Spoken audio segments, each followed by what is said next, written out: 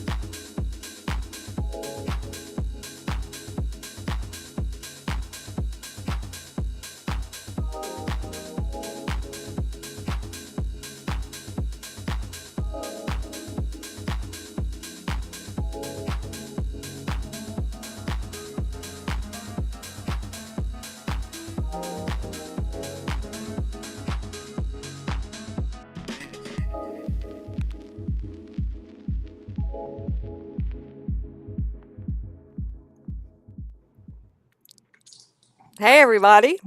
Hey, what's going on? Happy Sunday, everybody. Sorry, Thank you.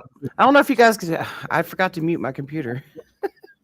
My kids or my family's going to a barbecue, and my daughter came down here looking for some socks. So anyway, welcome to this. We're gonna have this is Sunday episode of Recap with Mac. We were unavailable yesterday. So Mac, anything new going on? Well, what isn't? This has been a crazy time. We have the two pending scheduling recommendations, and on top of that, a request for information from the Assistant Secretary for Health at the Department of Health and Human Services, which has been widely confused, deliberately manipulated by some in order to try to spike the number of comments into what the HHS Assistant Secretary asked for. And specifically, if anyone wants to go and read it, they can see that there is no question that this is a request for scientific information that someone may possess in order to help them understand what the proper levels of 7-OH would be on the scheduling recommendation that applies to 7-OH in its concentrated form and chemically manipulated form. That's all it is. And what the 7-OH people have done is that they've hijacked that request for information, and they got caught in a couple of ways. First off, they come out and say, oh, anybody can comment, and we want you to comment because this will help people understand better on the government side what your experience is. And then they absurdly say that the whole group of comments will constitute some sort of scientific evidence based on the amount that you are consuming in a milligram form. That is utter and complete nonsense. The people that are expressing it know that it's not true, but they're using it in order to gin up two things. One is to confuse everyone. Obviously, they'll come out after they've submitted their comments and they'll say, oh, we had 40,000 comments of people, and how can the government ignore that? The second thing that they're asking people to do is to write to their congressman and say, oh, we're under the authority and scope of this new Assistant Secretary for Health request for information. We're telling you not to allow the DEA to schedule kratom. And they try to piggyback the experience that we had in 2016. Now, that's really important because the differences are stark. In the first place, when we initiated the campaign in 2016, a couple of important things to remember. We never asked anyone to duplicate their comments. In fact, we told them not to. Now, Seven Hope Alliance knows, absolutely confirms that they knew based on what Michelle Ross has been saying on I think it's LinkedIn, where she admits that they were watching it. They knew it was happening, but wasn't them. Well, I'm sorry. If you start a fire, you're responsible for the wildfire that's spread. And the proper thing to do is for an organization to say, we do not want people faking comments. We don't want you to adopt a fake name or a pseudonym. We don't want you doing multiple comments in order to somehow bastardize the result.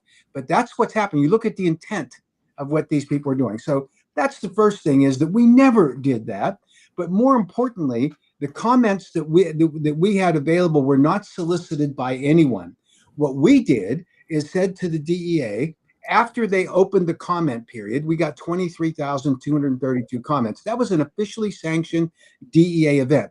But in that 30-day period, which is the comparable period we're in now, we just had people that were calling their congressman, emailing their congressman. There were 6,000 phone calls made to the DEA, which the DAPR office said they'd never seen anything like it. And they, but that was, we weren't asking people to call the DEA. We were asking people to call their congressman or email their congressman. And it was I would say, an organic effort to make the phone calls to the DEA. Understood? But the important difference is that we were talking about a body of evidence of decades, and in some cases, centuries of safe use of natural kratom products. That's what we were talking about. We weren't talking about a newly introduced, chemically manipulated opioid that is akin to a drug dealer sitting down on the street. And I know that there are some in the 7-OH community that say, oh, we can't be accountable for what the 7-OH manufacturers did when they introduced the product on the market. We're just concerned about the consumer that got addicted, that got trapped in that addiction, and now they're hooked on it, and we can't, force them to go off of it. That's their message. I mean, it's astounding to me. It is astounding because that whole message is, it's okay to let some drug dealer sitting on the corner to sell fentanyl or meth to someone because the person wants it, because the person may need it, right? That's their message. And they don't care about the fact that that addicted person may be harmed as a result of it. That person may end up in a treatment center. That person may end up dead. They don't care. Not may. It's happening. Well, it's happening between any individual who consumes a 7-OH product, and look at the spectrum of products that are out there. You look at there's some that say, oh, it's 7.5 milligrams is the safe level. And they try to say it's safe because it's different than 300 milligrams. And 300 milligrams is more unsafe. Okay, so that doesn't make 7.5 milligrams safe. That just says that it's less safe at 300 milligrams. It doesn't justify the presence on the marketplace. So it's absurd what they're saying. Yeah. And every single advocate that's pleading now, saying, oh, prohibition doesn't work. I mean, you hear this argument. I've been good friends of mine and respected people. Soren Shade's an example. He makes the point, show me when prohibition has worked. And I responded to him, by the way. I said, well, at one level, prohibition works great. We don't allow lead in water anymore. Or I'm sorry, lead in gasoline anymore because of the harmful effects. So we eliminated it. You don't see people down on the corner selling leaded gas. You don't, because it's, there's no demand for it. We did the same thing with asbestos. So prohibitions in certain categories can work. And we've done them and seen how the government model works. But it is true that prohibition on a drug has uneven results. I get it. And if you look at the issue that we're talking about, you take an opioid, a full-blown opioid that's sitting on the market today, who got on the market illegally in the sense that the 7-OH manufacturers openly admit they had no basis for safety under conditions of use, as is required by the Food, Drug, and Cosmetic Act. So they don't have to follow that. And literally, Michelle Ross says, I'm not accountable for that because I wasn't around then. That's her excuse. So you come upon some crisis and you opine that it's okay to use 7-OH, and you say, well, don't blame me for what the companies did to introduce these illegal products onto the marketplace today. So I feel badly for any person who got involved in the consumption of 7-OH. There's some personal accountability for that, by the way. You can't absolve everyone completely. They knew that many of them knew exactly what they were getting into. The ones that I have the greatest empathy for are the ones who thought they were buying a natural leaf kratom product because that's what the package said. That's the kind of perception. And if you heard one time the Seven Hope Alliance say that, or Heart say that, of course not, because all of their people are representing the companies that introduce these products on the marketplace. And Michelle Ross can say whatever she wants, and she can hide in any corner she chooses. She can't avoid the responsibility of what her sponsors did. The They good. almost like demonize. They almost. I've heard them go off on tangents to where the people that are complaining about being addicted or having issues with any of their products, it's like it's completely their fault. They should have known. Almost just hateful. It's It like, is. okay, at some point, let's go ahead and admit y'all came in the marketplace wrong and you marketed it wrong. Yeah, Yeah, marketed as a more potent form of kratom, and that's how Yeah. a lot of people in our kratom community got duped into it. exactly right. And when they market it, telling people this is better, stronger, it will knock you on your ass, it will get you, it will get you conflicted in terms of being an addict. I do not understand how anyone can sit there and justify what's happened other than it's all about the almighty dollar. Look at the presentations that are sponsored by and presented by Seven Hope Alliance and the Heart Group. You don't see, you see Matt Schwerman, who is on the board of Heart, and he was at a conference last year speaking for Seven Hope Alliance. So they try to say they're separate. They're not. But do you have them, the major companies that are involved in the market, in the manufacturing and distribution of these products? Name a time when you've seen that at an AKA meeting. It Mhm. doesn't happen. And his We, products are the ones that are alluding to drug names. yeah, this is a tricky marketing thing because obviously they want to use packaging, and I hear Amanda Rayner over on the 708 Gals podcast where she talks about, oh, it's terrible, it's absolutely terrible for anyone to be marketing products that are attractive to children. She says that with a straight face. And go to Wonderland and look at their product alignment, look at the packaging, look at the marketing schemes. It's all attracting teenagers. I mean, this makes no sense to me. And yet, with a straight face, and this is what they do. Everybody says, how can you blame us? This is just about misbehavior in the marketplace. It is not. When you call it kratom, which it's not, when you put in a chemically manipulated opioid, make the majority of the product 7-hydroxymetrogeny or worse, pseudodoxil or the MGM 14 and 15 and 16. If you make it that, then it's not the consumer's fault, right? We at the AKA solved this problem back in 2019 at two levels. We actually started developing our Kratom Consumer Protection Acts in 2018 in preparation for the 2019 legislative sessions. So when we went to the legislators, we said the first thing you should do is make sure that the product formulations are correct. And we put in a limitation on extracts. You can only produce, manufacture, market, and sell an extract that has been produced using FDA-approved food-grade solvents. That's what we said. And secondly, you had a limit of no greater than 2% of the overall fraction of the product being 7-OH. So now you have 98% or less of 7-OH, I'm sorry, 2% or less 7-OH, and 98% being metrogeny. Flip it to 7-OH products, it's the opposite. The vast majority of that product is 7-OH or pseudodoxil, depending on who you do it. So there's that. That's an important factor along the way. So we put these regulations in effect and we promoted them, we supported them, we argued for them. Nobody was going to argue with us that we're responsible for putting bad products on the market, because we simply cannot tolerate that. And when we found companies that were making products that were making illegal therapeutic claims, we reported over 100 of them to the FDA for action. We didn't sit back and say, don't blame us, don't do that.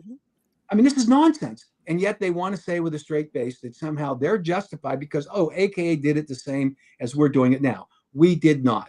That's a lie. They're being misled by the leadership of Seven Hope Alliance and the Heart Group, and it's stunning. And then you see, and this is an interesting personal attack. They go after me for something that happened 40 years ago when I pled guilty to a conflict of interest non-intent statute.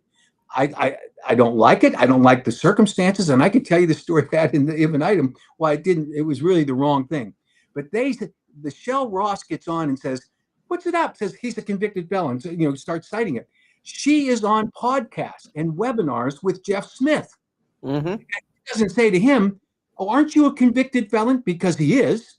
He violated Mm-hmm. some election laws in Missouri. He went to jail.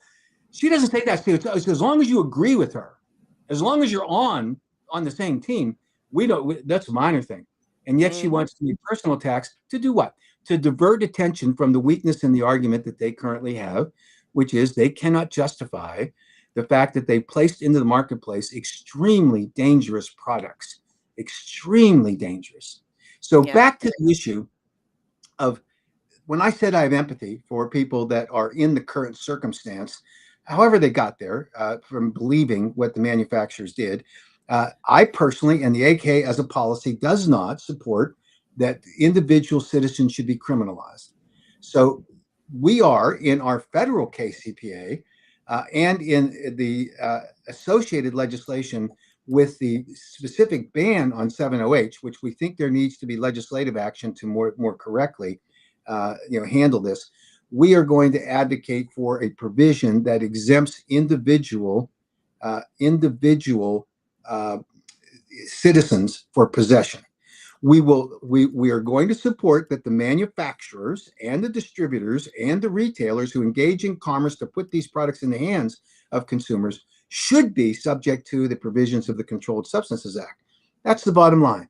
And they can argue all they want. They can throw up their hands and they can put up these false arguments that they like to make. And they're just that. They're false arguments. They don't make any sense. They're not grounded in good public policy. And this is the saddest part, in the same way that they duped the average consumer when they put their products on the market and called it kratom and told them this is just another form of kratom. It's a better form of kratom. It will make you feel better. It will give you a stronger effect. When they did all of that, they duped those consumers into supporting them. And now, today, they're doing exactly the same thing when they're telling consumers, you need to write to the Assistant Secretary for Health. You need to write to your congressman because we want to protect 7OH because it's a safe product. It is not. They Mm-mm. couldn't justify the safety of their product prior to market entry, which, by the way, if they had done the safety studies, which they claim that it is safe, rather than using human guinea pigs, which you're not allowed to do, they could have gone that route. But you know why they didn't?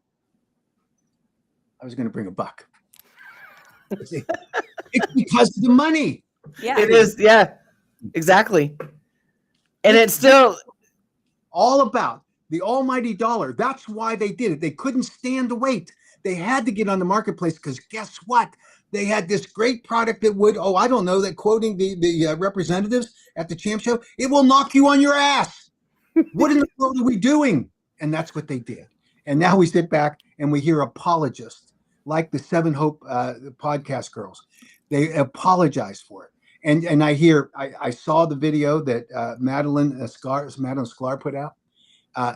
In my opinion, I cannot even see a better example of hypocrisy than her.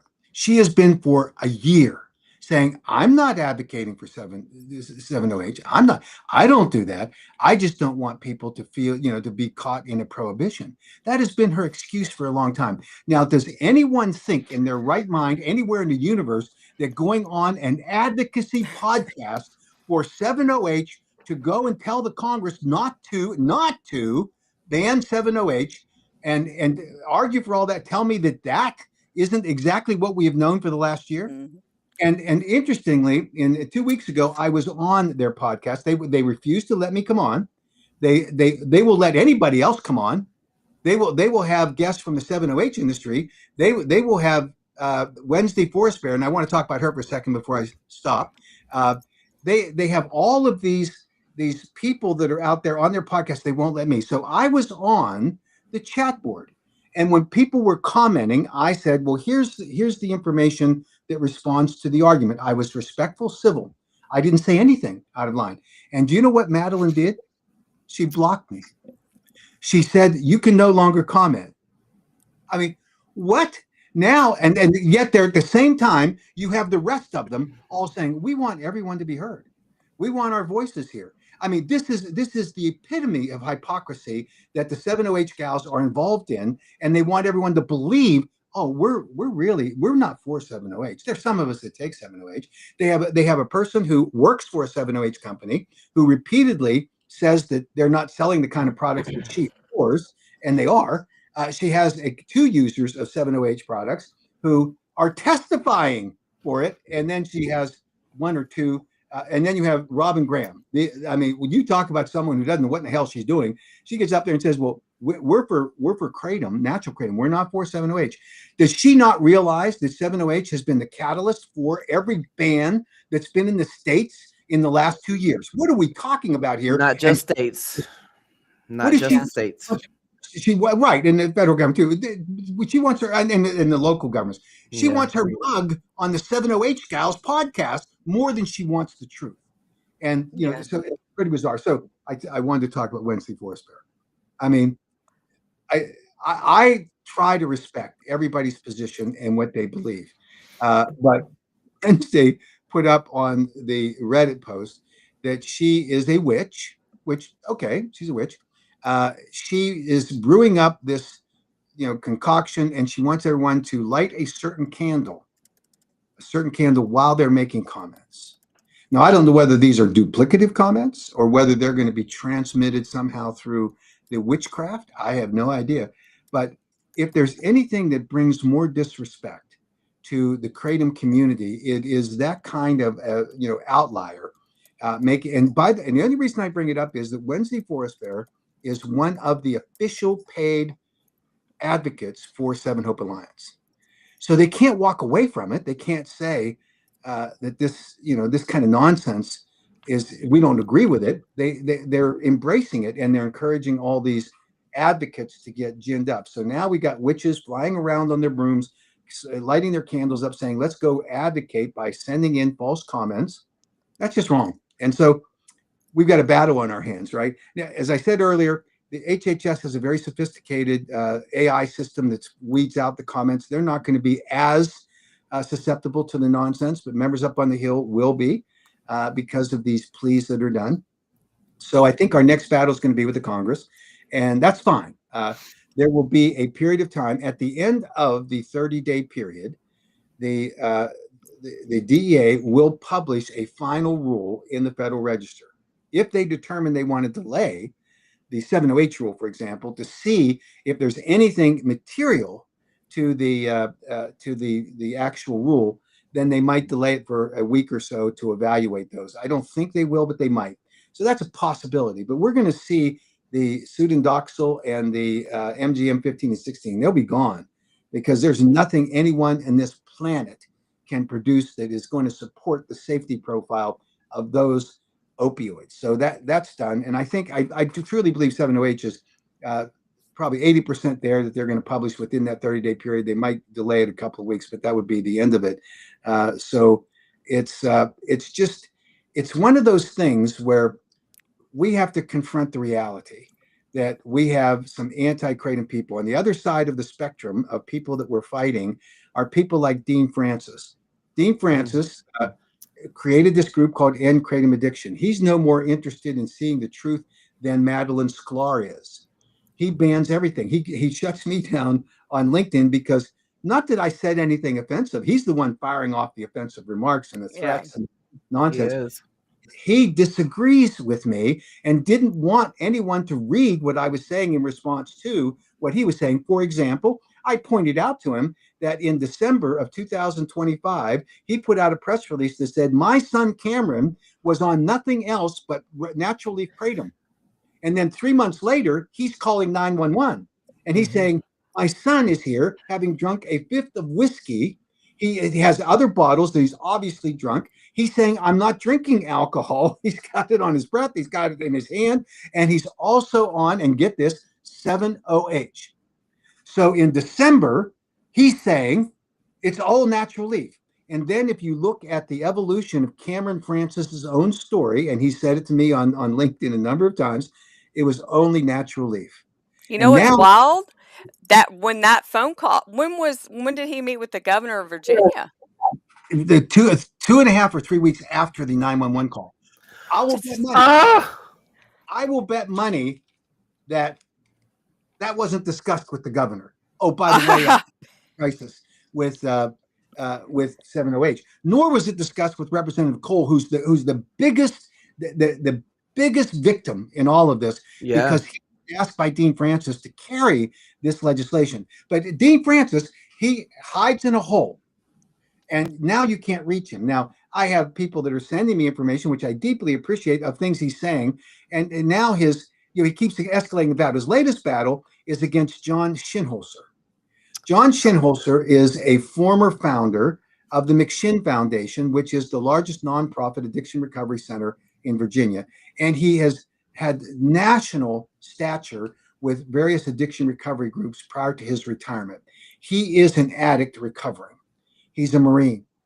And for him to be attacked by Dean Francis for one single reason, Dean Francis doesn't like his message.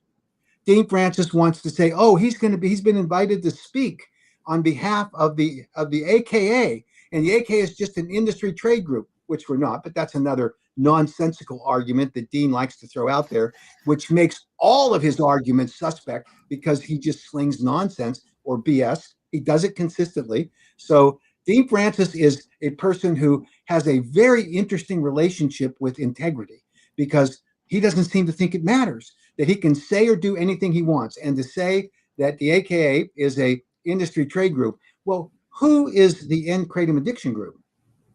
Who funds that? Is it the trial lawyers? Is it the KDA? He's now gotten into discussions with, hear this, in discussions with Melissa Ross. What? Melissa Ross? Michelle Ross? I'm sorry, Michelle. Thank you, Michelle Ross. Are you serious? Yes, they're having discussions on LinkedIn and going back and forth. Now, that's like Claudia having discussions with Kolodny. It's kind of like that, isn't it? And this is what's happening. I mean, I sit there and look at this and say, what universe are these people playing in? Because it's not ours. It's not reality. It's, and you would think that Michelle Ross would understand that you have Dean Francis, who wants to get rid of all kratom, everything, and she's climbing into discussions with him and saying, "Oh, well, I don't know what they think. Are they going to work together? I don't know." What is 7OH doing to their brains? I don't know. So we don't have the science to know yet, Misty. Yeah, exactly. What in the world? Oh my God, I'm at loss for words on that. Oh my God. Yeah, Michelle wants kratom banned since 7OH. A lot of 7OHers say that, or excuse me, 7 Hopers. I heard that people are going to steal my tagline on that, but I actually stole it from somebody else on an email thread. So 7 Hopers.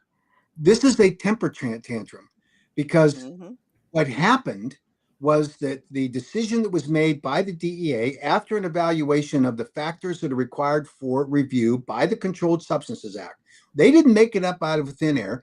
They looked at the evidence and data that supports this decision. And so the DEA made a considered, well-founded decision about 7OH being dangerous and therefore schedulable under the three specific criteria under the emergency scheduling or the temporary scheduling power. They did it. Now, there's 2 years that a review takes place where the DEA has to produce the 8-factor analysis for permanent scheduling. There's another year they could add on if they chose, if the Attorney General authorized it. But they have 2 years, and they will produce the permanent scheduling. That's what the 7OH people should focus on.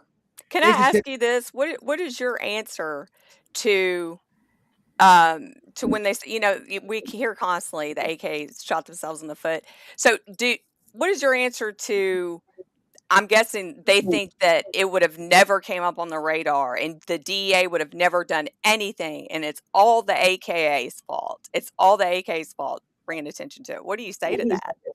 So 7OH shot itself in the foot. Well, here's the chronology of events that took place.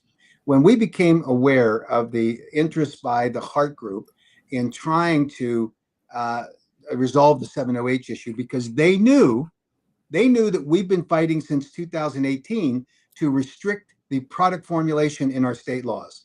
So they came to us and they said 2 things. First, we absolutely have the evidence and safety data that supports market entry and we can document that. That turned out to be a flat out lie, based on what their chief scientist, the scientist consultant they had, who said, when asked a couple of months later after we signed this agreement, no such scientific evidence existed. So that was the first thing.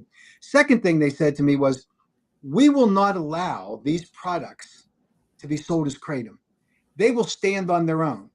And I said, okay, if you will allow, you'll get rid of the kratom moniker to it in all of your marketing material, don't call it kratom because it's not, then you can then exist in whatever world is available to you under the Shea Act and the Controlled Substances Act.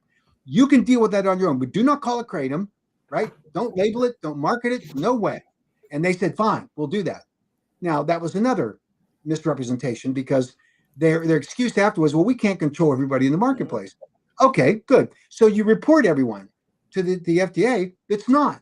And then you force compliance. I can tell you that after we started reporting kratom companies for illegal marketing claims, they cleaned up their act. And now, if we looked in the marketplace today, we have very, very, very few companies that are violating the Food, Drug, and Cosmetic Act. So they could have taken action.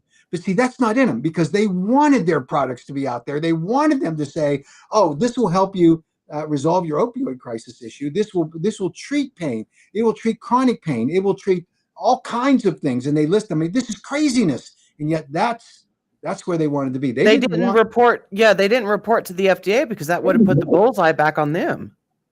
Yeah. You know, and it's like, so that answers like your question, Mike, about why didn't they clean up the industry like that? True. You know? Yeah. That's putting themselves on the radar. Yeah, I literally was invited to a meeting with about 60 7OH vendors. And the purpose of the meeting was to discuss why the AK was not going to continue with the agreement with the Hart Group. And they had their talking points prepared before I got to the meeting, but they all expressed it it was unanimous, I think, among people that raised their hands. They all believed this argument. They said that they were required by the FDA to label their products as kratom. I remember that. Yes. Yeah, I remember when they were trying to sell that. Yeah. And I said, no, you are required on your supplement panel, the fact panel, you are required to disclose the contents of your product, which will likely include small amounts of metrogeny. That's what you have to do. You are not required under any scenario in the federal government laws to say that your product, because it contains metrogeny, must be labeled as a kratom product. This is the kind of deception that they were involved in, and they hung on to in order to justify why they were on the market. And I had a couple of people after that meeting, because I was frustrated with it. And I'm not known to be a wallflower. I'm pretty straightforward in what I think. And I told them that was utter nonsense. It was not true. And they're all worked up. And a couple of the manufacturers of the 7OH material came up to me and said, well, you can see the problem we have with these people, because we just manufacture the raw material. We white label their products, but they're the ones who get to decide what they call it. And one of them, who's a major manufacturer of 7OH raw materials, said, I wish they would change.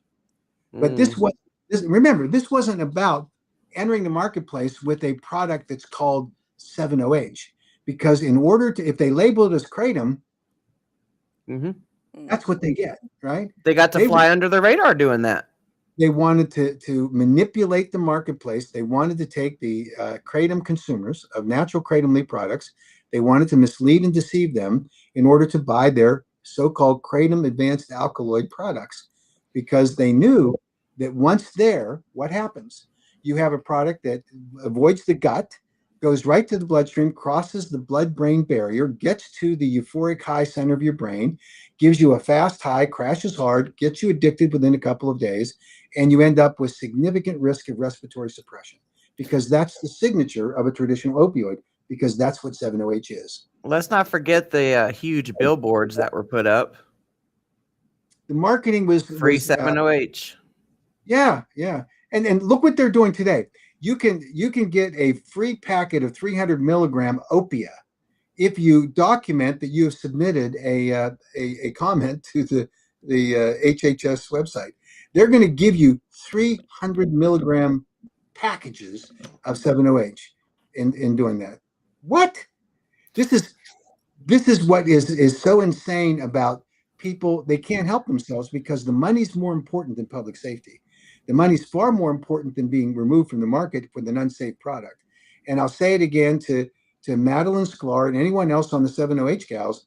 You want to justify being able to allow a consumer to be exposed to a dangerous, life-threatening product on the street corner? That's on you. You want them to be able to buy it at a retail establishment. You'll all say, "Oh, let's not let a drug dealer do it," but you're going to let a kid in a convenience store sell it to an unsuspecting consumer. There's something insane about that policy. There is multiple reasons why Jen and I left the Kratom Gals I in just May say of we 2025. There's multiple reasons mhm, why, and you guys are seeing the outcome of some of the yeah. reasons. We I think we have a completely different definition of advocacy Yeah. than yeah. I just wanted to throw that out there, you guys. That right there, I cannot make it make sense how a kratom advocate can advocate for 7OH when 7OH has been taking down kratom this whole entire year. I don't understand it, and I will continue flexing the probably over 300 hearings that we've attended to now that, and you weren't nowhere to be found. Neither were 7OHers. Yeah. You know, it's like I don't understand it. What money is motivating you? Well, no, You wait a know, minute. Are you telling me that you participated in all those hearings, the majority of which were virtual hearings, where people could just sign up and go on? Are you telling me that? yeah, Yeah. So yeah, surely Robin Graham was on those meetings with you, right? no, no, No, no, wait, no, that's not possible because she tells people to get off their butts and go advocate. And Madeline Sklar is saying, "Oh, it's so important for the states that you live in because your voice is proportionately more significant than people that are out of staters." She said that, and you had Robin Graham saying, "Get off your butts and go and testify," and they tried to gloss over that and mischaracterize it, but that's what she said. And she hasn't been to one, not one of 7 hearings, 5 of which were virtual. What in the hell is going on here? And yet the 7OH gals, they just putter along. Now, I have to say that I appreciate the fact that you have not censored me. You haven't blocked me from coming on. I've thought about what could I say that might contradict something you think that would give you the justification for eliminating me because I have a different point of view. So I'll tell you what I think it is. I think that the shade of pink on your earphones, Misty, should be a darker shade. Okay, I think that.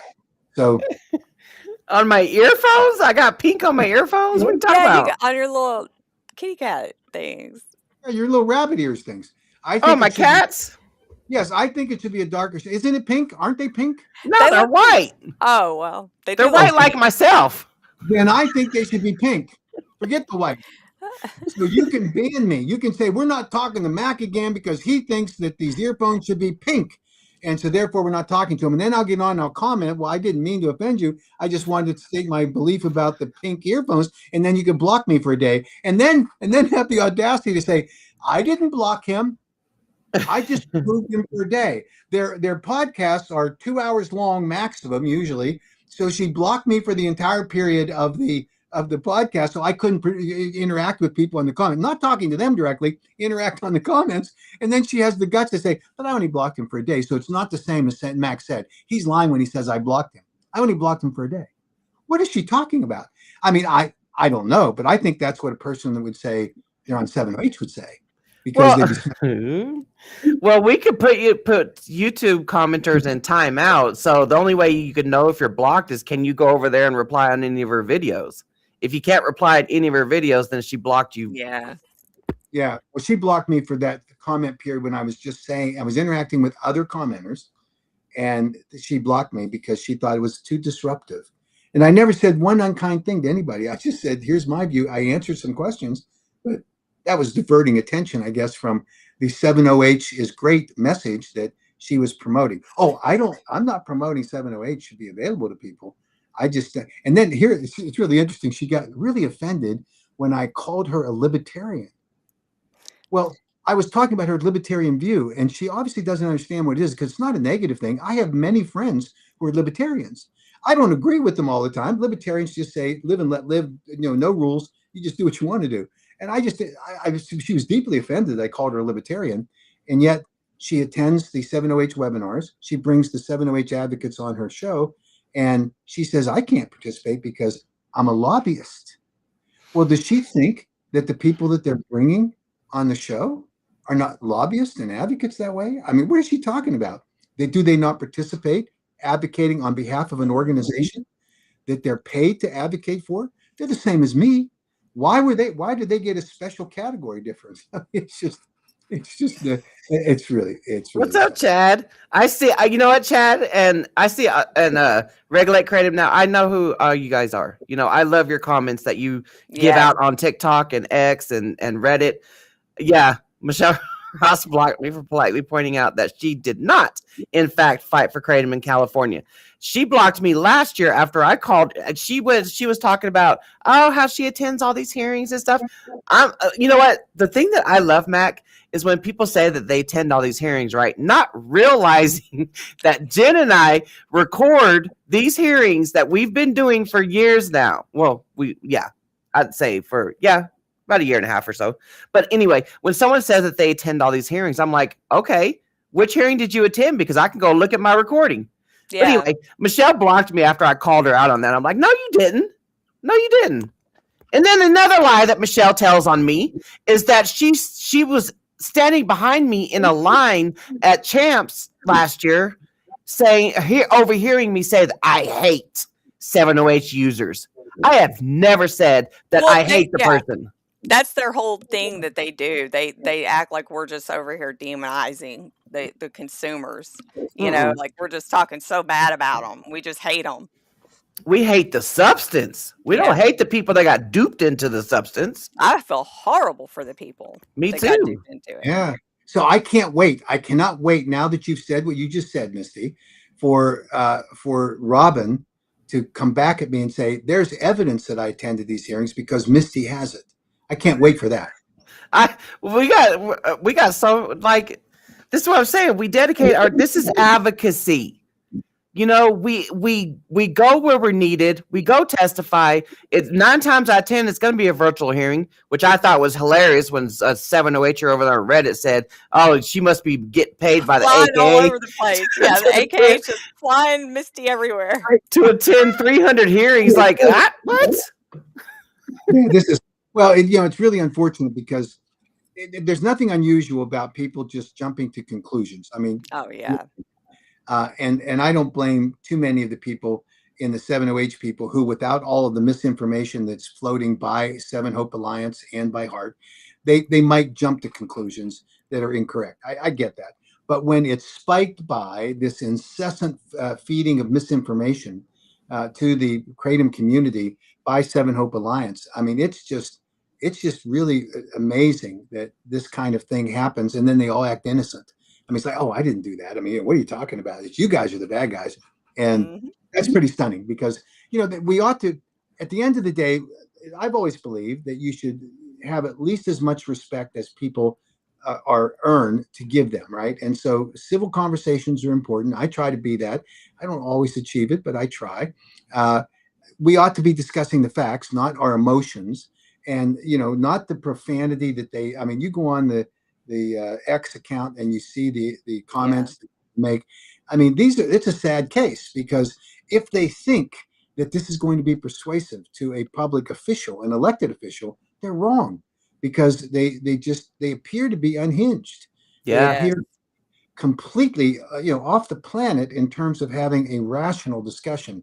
If you guys haven't seen Mac Haddow's X account comments, go read those comments over there. Yeah. And Mac, I have seen you do webinars and everything with people that have called you every name in the book. I wouldn't have given them the time of day Yeah. if they would have treated me like they did you. I've seen you be very fair. You're always open to an honest discussion. and you want it to be upfront and open so everybody can be a part of it. And I don't see anything. Honesty is always the best way to go. Honesty and respect. But Mhm. not everybody has that. When they start calling you names and attacking you and threatening you, saying you're gonna have blood on your hands, I mean, at some point, it You just know what? I saw your comment too, Mac, about you want to talk about the blank check, the 7OH industry gave you, Offered. offered. Yeah, if we were, that was the interesting thing, because they make it out to be, oh, well, you're just out for the almighty dollar, and you've got all these kratom, naturally kratom companies that are supporting the AKA. When we had the discussion with the Heart Group, they literally offered a blank check, anything that's necessary. One of the owners of one of the 7OH companies called me up and said, if you get on board with us, I got millions that you will have available to you. When I refused to do that, refused to accept the blank check, he came back, same guy, and said, I have $20 million and I'm going to destroy you personally and take down the AKA. Now, that guy is out leading seminars on this. He obviously had the money, by the way, because they were raking in the dough here for the last 3 years yeah. or longer. But it would have been easy to say, oh, well, let's cower in fear. Let's work a deal. Let's accept their blank check. Let's all roll together and try to figure out some way to do it. And that's why I find it fascinating that they try to make this into a turf war. This is a battle between the big natural leaf kratom companies and the big 7OH companies. And they like to sell that narrative. It's a turf war. If we were a turf war, what the hell was I doing advocating on behalf of the American Kratom Association in 2018 that we should limit the amount of 7OH in products because it was unsafe?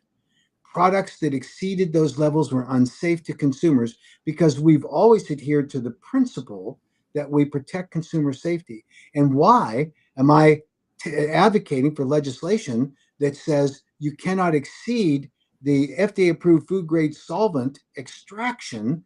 It's USP 467, which limits the potency of the products. What are they talking about? I mean, we from the day one have protected consumer safety. And if there's anybody that can show me where the so-called 7OH consumer community is sending a lot of money to Heart or to Seven Hope Alliance, you can look at our 990s and you'll see that we get individual consumers who contribute to us. There's a category that we're involved in right now with litigation because we've been sued by trial attorneys, and that balloons our contribution level, which are covered by the indemnification we have with some of these companies that are involved in this. But that's not advocacy, and our advocacy is funded in large part by consumer contributions, and always has been. But again, this is about backlash, finger pointing. This is about retaliation. And it's not about a discussion about consumer safety. It's not about the safety of the products themselves. It's not about the packaging or the attractiveness and the product formulations that will impact kids. None of that. It's all about get out of our way. Either join us, jump on the bandwagon. You'll be on for the party. And it was really interesting. One of the discussions that I had with them, they pointed out something that's true. They said, you're an older guy and you're not going to be around for more than a couple of years. So why don't you ride along? I thought, what? But that was their view. They said, oh, Haddow's going to retire in a couple of years. So what does he care? Let's just get this thing done and we can ride the wave here for a couple of years. There's so many people in this world that just don't do things for the right reason. And it's, even legislation, lawmakers, yada, yada. So I think people just genuinely don't believe people do things for the right reason anymore. And that's just not true. Like us, we get accused for being paid advocates all the time. Right. And all I can do is up the number of prayers that I say for you so that you are adequately compensated, because that's how you get compensated. I had a similar experience back in 1994 where I was heavily involved with Senator Hatch and the advocates in the dietary supplement industry, where we were trying to fight for the Dietary Supplement Health and Education Act to be enacted, because the FDA at that point was going after all dietary supplements. And the battle between individual consumers of dietary supplements, not the companies because they were all in chaotic disarray, uh, much like the creative industry in some respects, but the pharma companies were coming after us. And you talk about big bucks battles. And the Mm. thing that won the day was that you had a highly principled U.S. senator and a representative, Richardson from New Mexico, who were the chief sponsors of the Dietary Supplement Health and Education Act. And they stood against, they had all the offers. Hey, you stand down from this legislation and we're going to fill your coffers with all the money you need for your reelection campaigns into the future, right? And both of them, I sat in the meetings. Both of them said, no, go pound sand. We're not interested in that. This is about accessibility for consumers of products that help maintain their health and wellness. So from 94, you fast forward to today, same dynamics. We'll offer you a lot of money if you just shut up. That's sort of the message. Yeah. Yeah. We didn't shut up. They're ticked off. We're back in the fight. And people need to understand that there is a significant amount of money behind the 7OH industry. They're going to lose Yeah. in what 20 days, or maybe it's less than that. They're going to lose this market, and they're going to rely upon the black market, the so-called black market, and that's unfortunate. It's true, there will be some of that, but they're at risk. And I think the first couple of felony convictions that come down, if it comes down on them, then I think it's going to dry up that marketplace. Then you'll be left with a very small segment of these high risk products that will be sold on the black market. And then they'll just pick them off one after another because there'll be so much attention to it. And guess what? There'll be plenty of people willing to blow the whistle on them, saying, they're out there selling. They'll identify them. They'll buy the products just like I do. I buy products that are 7OH products and the MGM15 products all the time, and they send them to the American Kratom Association for us to take and test. I don't understand that, but they do. So they're not even good criminals, and I think that's that'll bite them in the ass when it comes back. Oh my God. So, just I want people to think about this. So everybody wants to, harp on Mac for being an ex-felon, but imagine an ex-felon being handed a blank check from an industry that's probably they got to be at the billions now. Oh yeah. They've had to supersede millions. So imagine that. But let's think about the other ex-felons. You got Vince Sanders, and then you got Jeff Smith. They both happily sign those checks. Yeah. And like I say, I mean, this is, for me, it's 40 years ago. I was caught in a bad situation where there was a document that I did not have access to. I'd left it in the files at HHS. It was my only defense because it's conflict of interest statute. And the indictment that was issued by the department required me to have as a defense this document. I didn't have it. After I pled guilty, and I refused, in order to plead guilty in a proceeding like this, you have to say to the judge, I did it. Mm-hmm. I said, I'm not going to do that. And so out of frustration in my negotiations with the Department of Justice, they said, well, will you plead guilty to the 10-day period between the waiver not having been signed and the first check that your wife got and working as assisting with fundraising for this nonprofit group? And I pled guilty to the 10 days. I can honestly say, now, 10 days didn't mean anything to anybody. It was an administrative matter, but that was the way I could honestly say to the judge, okay, I'm guilty for that 10 days. And that's what the record shows. Then 3 months later, 2.5 months later, someone produced the document from the files of the department. And they said this was signed. When they asked Margaret Heckler, who was the person who signed it, did you sign this? And she said, yes, that's my signature, but I wouldn't have signed it if I'd read it, which is not the standard. By the way, that wasn't true. But that's the standard. She signed it. I didn't have to have her blessing, and she understood every word of it, even if she wanted to say that. So the judge says, okay, I'm not going to send this guy to prison. I'm not going to sentence him. It looks like he had a full waiver. And the Department of Justice came back and said, no, he pled guilty to the 10 days when it wasn't signed. I mean, they never would have indicted me in the first place. So now Jack Anderson did 3 stories about it, and he was then you guys won't recognize his name, but he at the time was this huge investigative journalist that did reports nationally. He did 3 articles on my case. People go back and read it. That's vastly different than Vince Sanders' case. Yes. I mean, now that's no defense. I I violated the law for that 10 days, Mhm. and I pled guilty to it, and I accepted, and I've lived with it. And I had to make a Eh, choice. When mhm. when I finished that sentence, uh, there was an argument from my wife and some others. You should leave Washington, D.C., go home and just do something else.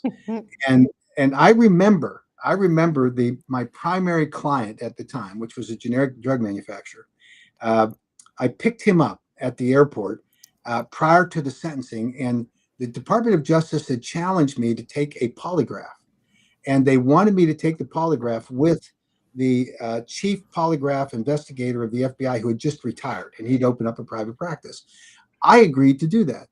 And so when I took the polygraph, my attorney was late, and so he didn't come in until afterwards. I was sitting in a room outside of the room where they do these. The polygraph expert came out. His name was Wiltz, a former FBI guy, and the attorney had just walked in, and Wiltz turned to my attorney and said he passed with flying colors. He was telling the truth, and my attorney said, "Holy f, I can't believe it." My He's attorney one. doing, right? What's my attorney doing? Not representing me, not believing it. But when I picked up my client at the airport at Washington National, I was taking him downtown. This is before I actually got sentenced. I handed the envelope to him, and he said, "What's this?" And I said, "That's the polygraph that I took that shows I was telling the truth." And he didn't open it. He handed it back to me and said, "I don't need this." He said, "I believed you from the start."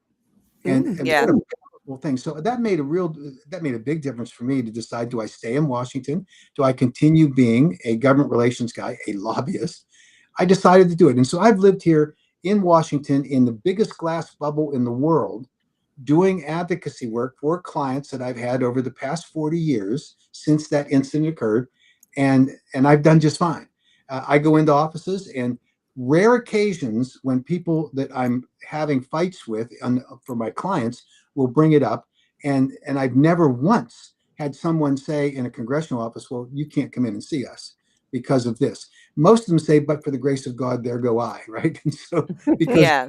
the complex and all that. So, I mean, the fact that they want to bring it up now as a weapon against me is Mhm. really a pox on their own I house. think it's almost Mm. just an insult. I mean, how many times I can't tell you I how many mistakes I've made in my, early 20s for sure, but we all learn from mistakes. We all grow from them. I would never throw somebody's past up just it's almost just to be rude, just They to do it like jab it's at a, you. yeah, they do it like it's a, oh, we gotcha. And half of We the gotcha. 708 consumers, I'm sure. I mean, And many I, people have passed they don't talk I about. agree. But look at Dean Francis. He does the same thing. And Mhm. his son, who he claims was the impetus for him getting involved, his son had alcohol problems, has Yeah. multiple interactions with the law, with still unresolved resolution in those cases where he could easily end up with convictions. And see, that doesn't matter, because anything they can use as a weapon in order to fire across the bow to try to take someone down, that's what they're about. So they missed the mark with me because I have always been open. I have to declare in every lobbying report that I file, every time I filed, and I just did it a couple of days ago here, it was yesterday or 2 days ago, I have to file my conviction report. I tell my clients, I'm not hiding anything. And they want to act like, oh, some big surprise, this is a nefarious thing. Yeah. The American Kratom Association knew about this conviction when they hired me. And this is just their, and I think someone just commented, they're lashing out. That's what it yeah, is. They don't want to deal with the reality of what we're actually doing here. And they can't believe that anyone might take a principled stand that disagrees with them. That's it. Yeah. And they think they're right. And so they're justified in firing across the bow any argument that they can conjure up in order to do it. And what they don't want to talk about is, did they meet the federal law prior to market entry? No. Did they currently, do they meet the federal law in order to put products on the market? No. Do they label their products according to federal law? No. So they get these constant barrage of violations that they're currently engaged in, and the only thing they could come up with is, well, what about the people that are hooked on these products now? Well, you hooked them. Yeah. hmm And by the way, we have laws that, whether we like them or not, we have to adhere to. And you just can't say, "Well, I don't like that law, so I'm gonna avoid it." Now, I confess that there are occasions that I exceed the speed limit. And so I take a risk, right? But there are laws that are important here. And here you've got one that protects the safety of the public. That's all it does. And they simply have to conform to it. And the way to do it is to conduct a safety study. They did one and it failed miserably because Yeah. the product is so powerful. And so they tried to change the study parameters in the middle of the study, and the beagle still suffered neurological problems at a dose lower by significant factors Much lower, yeah. than what Vince Sanders' product was. And so, whoop, that didn't work. And so now they're out, thrashing around. So, it would be comical except for the impact on the consumers who were duped, misled, and lied to about the products that they were buying, all thinking that this is just kratom. And when they buy a sublingual strip that gets in that euphoric high immediately, and then gets you hooked because you crash, you say, "I need more." That's something. And then you have, and we haven't gotten to much of this. You have on the other side of the spectrum the anti-kratom, all anti-kratom people. Hmm. You've got the Dean Francis, you've got Andrew Kolodny, you've got the KDA, and you have Patty Wheeler. Patty Wheeler, who just was up on Facebook yesterday, celebrating that she sold finally the streaming rights to her documentary. The documentary that she said was only to educate people, not to ban kratom. She didn't want any kratom consumer to be deprived of the right to do it. She just wanted it regulated. And then within a couple of weeks of saying that, in a national podcast, she goes out to Utah, gets a blessing from Senator Mike McKell, and suddenly she's all for a ban. And she says it. But the most important thing is, she said on camera, when asked by a reporter, "Are you sure it was kratom?" And she said, 100%. The medical examiner told me. And then you look at the tox report, and it shows that metrogenine was present, not quantifiable.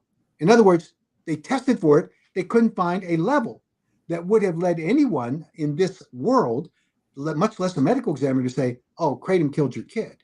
There were other drugs that were quantifiable in the system, so it wasn't a glitch. I mean, just it was a reality. And she was on a television report on Friday in California, repeating the Florida. same thing. In Florida, yes, Florida. yeah, in Florida, repeating the same nonsense. Oh, kratom killed my kid, 100%. And he was consuming massive quantities of kratom. And then she just like Dean Francis's Cameron's son, changes the story Yeah. and trying to move the story to the reality that she's not telling the truth. And at least from the evidence that's there, and in my opinion, and that's all I can go by looking at the tox report, there is no justification for claiming there were massive quantities of any kratom product being consumed by her son when the tox screen from the death shows no quantifiable level of metrogeny. It just doesn't happen. And by the way, when you listen to what she says, the medical examiner told her that she had a couple of cases reported to her by other medical examiners in the Fort Worth area in the 2 years preceding his case, her son's case, were saying that kratom was involved in these. Well, okay. That sounds familiar. Yeah. Why does the medical examiner fess up? Hey, I made a mistake here. I overreacted. I responded to what I was hearing on the chat boards. This isn't a third grade little girls talking in the restroom. This is real life. Yeah. And yet this is what happens. And so for Patty Wheeler to publicly continue to say when she knows better that kratom killed her kid, there's only one reason I can think of. There must be a lawsuit lurking in the background. Where's that buck you got? Yeah, where's that buck? Hold on. Yeah. All about the almighty dollar. I'll bet, no, I'm going to tell you what I'm going to do. I'm going to tell you how confident I am in this. I will bet $20 that she's got litigation against the kratom company. Mm-hmm. Why? Why would she be doing this?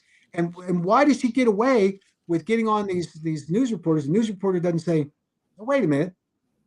Tell me exactly how much kratom was on the talk screen." You know who needs to interview her is that same lady who interviewed Vince Sanders when they were walking around in his factory. Yeah. And she's yeah. I remember her saying something like, I'm paraphrasing here, but you don't think it's weird that you don't have any safety studies? Something like that. Isn't it weird that your tox screen on your son didn't show massive quantities of metrozine being consumed immediately prior to his death? You know, the one that the death that led to a seizure. Now, did any of those other drugs that were in the system that were quantified by the tox screen, could they have led to a seizure? Why doesn't someone ask that question? But see, That's that the doesn't. thing. Yeah, journalism is. I don't know if it's always been dead, but it just seems like they all just go with the same story, and Yeah. just it's sad. I might have overreached. I was going to see if I have a $10 bill. I haven't seen a $10 bill for ages. So I'll bet a $5 bill. I don't need Oh, Lincoln. We're getting Lincoln in on it now. Man. You know what? I have to say, so, you know, anybody, like I said, anybody who wants to try to shove that, Mac is a felon in his face or in our faces, you know what? It was 40 years ago. Think about it. 40 years ago, in that time frame, Yeah. he could have done some major other stuff, you know, and he hasn't. And if you get mad at us, you know, anybody, if you get mad at people for doing the right thing and genuinely trying to do the right thing, that's on you. That seems like that's a you problem. You know what I mean? I'm glad. I'd be more than happy. I'm more than happy that people get mad at me for trying to do the right thing. Yeah. Yeah. So keep on And getting mad. In my active addiction, look, I would have been a felon because honestly, I forged a prescription, you know, and the pharmacist didn't want to press charges at the time, so the cops didn't know what to do, so they let me go, right? I moved out of that city. I got pulled over from my DUI that I had because I was high on my pills. And the cop says, "Oh, you're a fugitive of justice," you know? So I had a warrant for my arrest. You know, I go to, you know, I get put in jail. I get bonded out. What does my butt do when I get bonded out? I go steal stuff from Walmart. I get arrested for stealing stuff. Then I'm in jail for 36 days waiting for my case to get before the judge and all that stuff. So I pleaded down on the felony part, you know, to just DUI or I pleaded guilty for the DUI and then for the felony for the prescription part, I pleaded down to that I was that I had the controlled substances on me when I never did because the pharmacist didn't give it to me. But that's me. I would have been a felon, you know? Yeah. But I paid a lot of money for that DUI. I paid like 10 grand for that DUI. Did it ever stop me from driving while I was on my pills? No, it didn't. Yeah, but I mean, none of us would be, nobody would be where they are today without making the choices we made in the past. Some of them were bad, some of them were good, but I would never redo it because I wouldn't want to change anything. And, you know, ever since I found Kratom in 2019, I refuse to lie. I will not lie about anything because that's what I did for 11 years. I lied, begged, There's borrowed, nothing worse stole. than a liar, like a liar, a thief. So I am really big on honesty and integrity. And let me just go and, you know, segue into the whole seeing Kratom advocates haven't given people the space for 708ers to talk. I still can't understand that. I cannot understand. How are you not understanding that 708 is why you are doing your live stream? 708 is why you are showing those news reports. 708 is why Kratom has been getting banned left and right, state by state, county by county, city by city. I don't understand how you don't understand that. So I don't support you. And like I said earlier, there's multiple reasons why Jen and I left the Kratom Gals in May of 2025. We did not get fired. There's a rumor going around that from KDA that, well, you got fired. No, we didn't. We did not get fired. What group is the Kratom Gals? Oh, shit. Okay. We just woke up. You know? So I don't know. I don't understand it. Yeah, I hate to pick on them, but you know, we're all accountable for our behaviors. And if they want to hold others accountable, they have to be accountable too. And this major shift by Madeline Sklar in order to now be outed for what she has been for the last year and a half, which is an apologist for and an advocate for 7-OH, which she's going to prove when she goes on there and she'll say, I don't use it. She doesn't have to use it. She's advocating for it. She's giving permission for people to use this. And that's what she's doing. And for all her protests to the contrary, she's running the 7-OH Gals podcast. That's what it is, because that's what it's become. Anyone who wants to doubt that, just go and listen to them. Pick any one of their podcasts this year, pick it out, and then listen to them for their 2 hours, and tell me you don't walk away saying they're apologists for the 7-OH industry. They are, and they can hide it, shield it, they can color it, they can transform it, they can dress it up any way they choose. They're the 7-OH Gals. If 7-OH is used therapeutically for people in chronic pain, that needs to go through the drug trials. It needs to go through the drug trials. There's no way 7-OH and kratom can coexist on the market today at all, period, point blank. Right. And like I've said, even the chronic pain patients that have found themselves getting relief, even those people are finding that it's not lasting long. They're finding they're having to keep on, every 2 hours or so, they're having to take it. Like there's something wrong. There's more that needs to be done. If it is therapeutic, if it is helping people, it needs to go through the proper channels. Period. I want to know what the unknown compounds are. Yeah. We did a live stream with Jordan the other day on TikTok, and we talk about how McCurdy has $1 million equipment. The fact that McCurdy cannot identify the unknown compounds that are in those 7-OH products, just what? Yeah. Are they just like alien? Well, that's part of the extraction process. And what happens when you apply powerful chemicals to the metrogenine powder in order to convert it to 7-OH, you are going to have artifacts that are produced by the chemical interaction, which are unknown.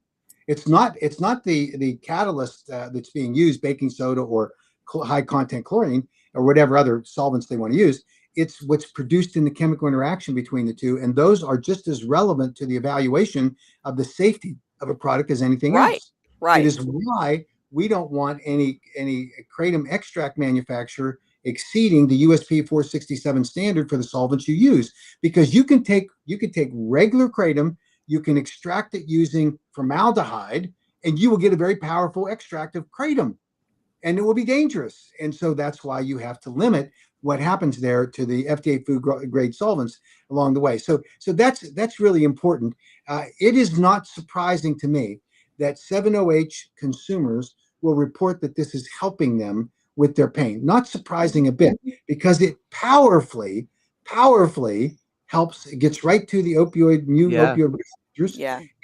It activates them much more effectively and powerfully than metrogenine. And here's the interesting thing: metrogenine and naturally occurring levels of 7-OH, when you consume a kratom product, goes through your gut, and you'll see that the liver converts 7-OH, metrogenine to 7-OH at some level, very relatively low levels. What happens when it hits your mu-opioid receptors, and this is why the research is so important, is metrogenine competes at the mu-opioid level for the activation of that mu-opioid receptor. It starts to block the effect of the 7-OH.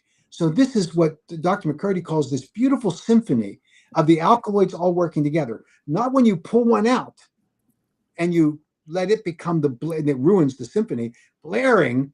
You've all seen the kid I've seen him in my grandkids and my kids' concerts in high school. There's some kid there that ain't playing symphonic music because he just started blaring, right? Well, that's what happens in 7-OH conversion. So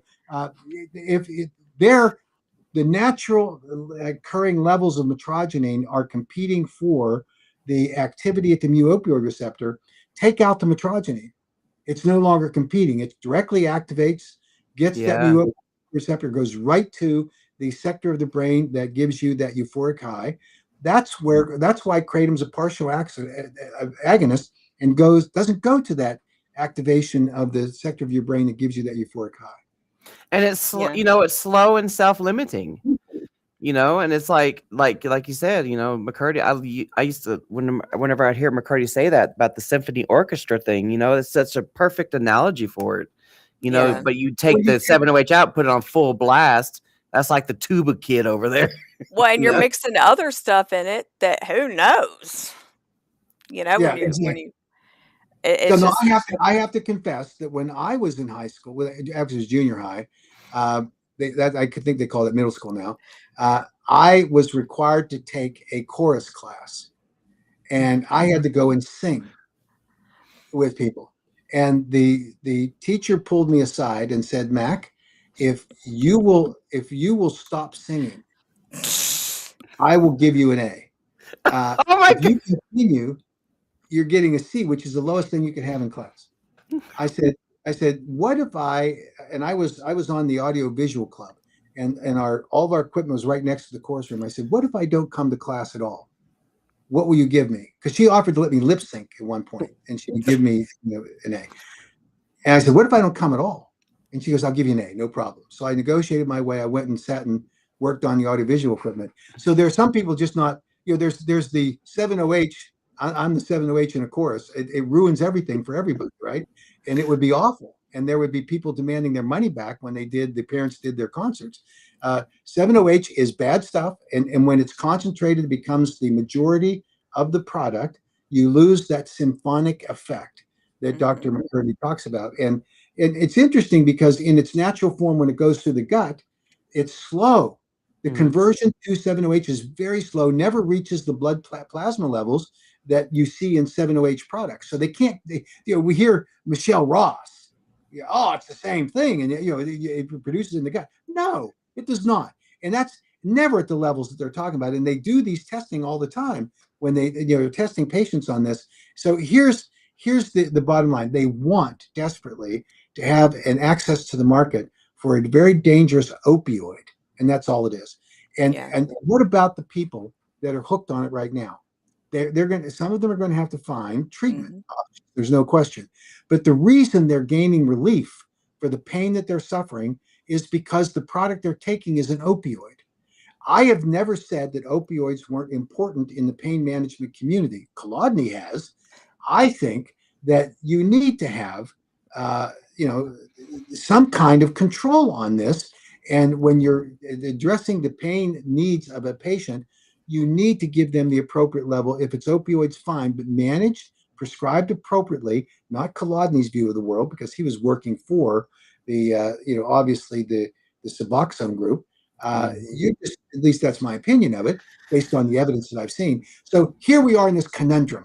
The conundrum is we're now sitting at the point where 7OH is going to get banned because of the bad actions of the manufacturers who placed it in the market illegally without any concern whatever for the consumers that are taking it for their safety. Now you've got a whole sector of the natural kratom leaf community got duped, misled, and deceived, and they're now hooked. And now we're saying, oh, we can't let them, have a problem yeah. because it's what kind of thinking is that? And yet that's their message. Uh, And when you normalize something, and day after day, you tell if you're having a good experience with it, and you tell the story and you normalize it and you have more people. I mean, that's advocacy, is it not? Mhm. I mean, Oh I no, just, no, you Jen, know, you can't call that, and you can't call that advocacy. That's like being a lobbyist. That's a bad. I mean, come You know, on. my I, bad. I look at like, okay, because there's a lot of people inside the kratom community that started taking 7OH, Or this and part of advocacy. yeah, and I look at it like, okay, you cheated on kratom with 7OH. 7OH went and got another woman pregnant, which created pseudodoxil and MGM 15 and 16 and all that stuff, right? You know, and it's like they're going to go away to prison for life because they killed the husband of the woman that they. I don't know if you guys are following along, but I they get killed you. the husband of the 7OH. So MGM 15, 16, pseudodoxil, and 7OH are going to prison for life. Now you guys want to come back to kratom, to the original person that you cheated on, and you want us to accept you with open arms back after you done Murdered? or murder kratom. Yes. After you done That's what they murdered want to do. kratom? So here's the truth, and I'm speaking from hypothetical situation of being in prison, and you get a visitor, and the visitor comes in and they hand you over the drugs that put you in prison in the first place. And I kind of observed that happening in the visitor centers of some of these people, and then they suffered the effects of that drug. That's tragic. Yeah. But you don't get visitation rights under the Controlled Substances Act to come in and say, well, let me just give a little bit of 7-OH, this banned drug, to this individual who's begging for it. That's not the way it works. And so, are there options? This is the tough part. Are there options? You're not going to find the option at a convenience store. The No. options can be found when you go to your physician. You say, "Look, I've got a problem with chronic pain or acute pain, whatever it is, and I need to find an answer." Some people will be able to go back to natural kratom leaf products, and they'll just reconfigure their needs to that. Some will be able to do that. Some are now trapped because of the actions, the deliberate actions by the 7-OH manufacturers to hook them, all in the name of the almighty dollar, and they're now suckered in, and they are fully addicted, and that's going to take treatment. Yeah. And if anything, the 7-OH people, when they're writing their checks, ought to be thinking about what it's going to cost them in order to fund the treatment. And I think the government should take a hard look at going after those people. And certainly consumers ought to take a hard look about having been addicted to these products that were never on the market legally, to be compensated for what they're going to have to go through. It's awful. I get it. And in fact, I feel terrible about the situation that many of these people are in. But it was not of their making, other than they weren't accountable for looking at what was obvious in front of them. Oh, I just took this kratom product and man, it whacked me. They lacked informed consent, Mac. There was no informed consent when this came out to market. I agree. And I think that's why they could make a good argument for litigation against these 7-OH manufacturers. Narco terrorism might be in there too. Yeah. Honestly. But a lot of, per our advocacy, Mac, what people are doing are, I explained this last week. There's like different camps here. They will, to get off 7-OH, they will use a lab tested metragenine full spectrum extract. They will use that for the first 3, 4, 5 days, something like that. Then they will transition onto the whole leaf powder, and then they will just taper down from there if they're just done. But most people will just stay on the powder. They won't go back to touching extracts, and they definitely won't go back to touching 7-OH. But then you have this other camp over here that will just go straight to, just taking a full spectrum extract, and just be fine with that, And then you have the third camp that gets on mat treatment. Yeah. So, but it's doable. There are options out here. There are options. So Andrew Kolodny will be there to welcome them into his Suboxone treatment programs, and that's unfortunate. And something about Kolodny was very interesting. He's now in bed with Dean Francis, obviously, and he was on a kratom sobriety podcast talking about and repeating the same kind of misrepresentation, in my opinion, about his experience in treating patients, because he stood before the Suffolk County and has now in this podcast talked about this, that when he's gotten back into treating patients, which he said he did about a year ago, he said that every one of them that's presented that comes to him is addicted to kratom. That's what he says. And he repeats it.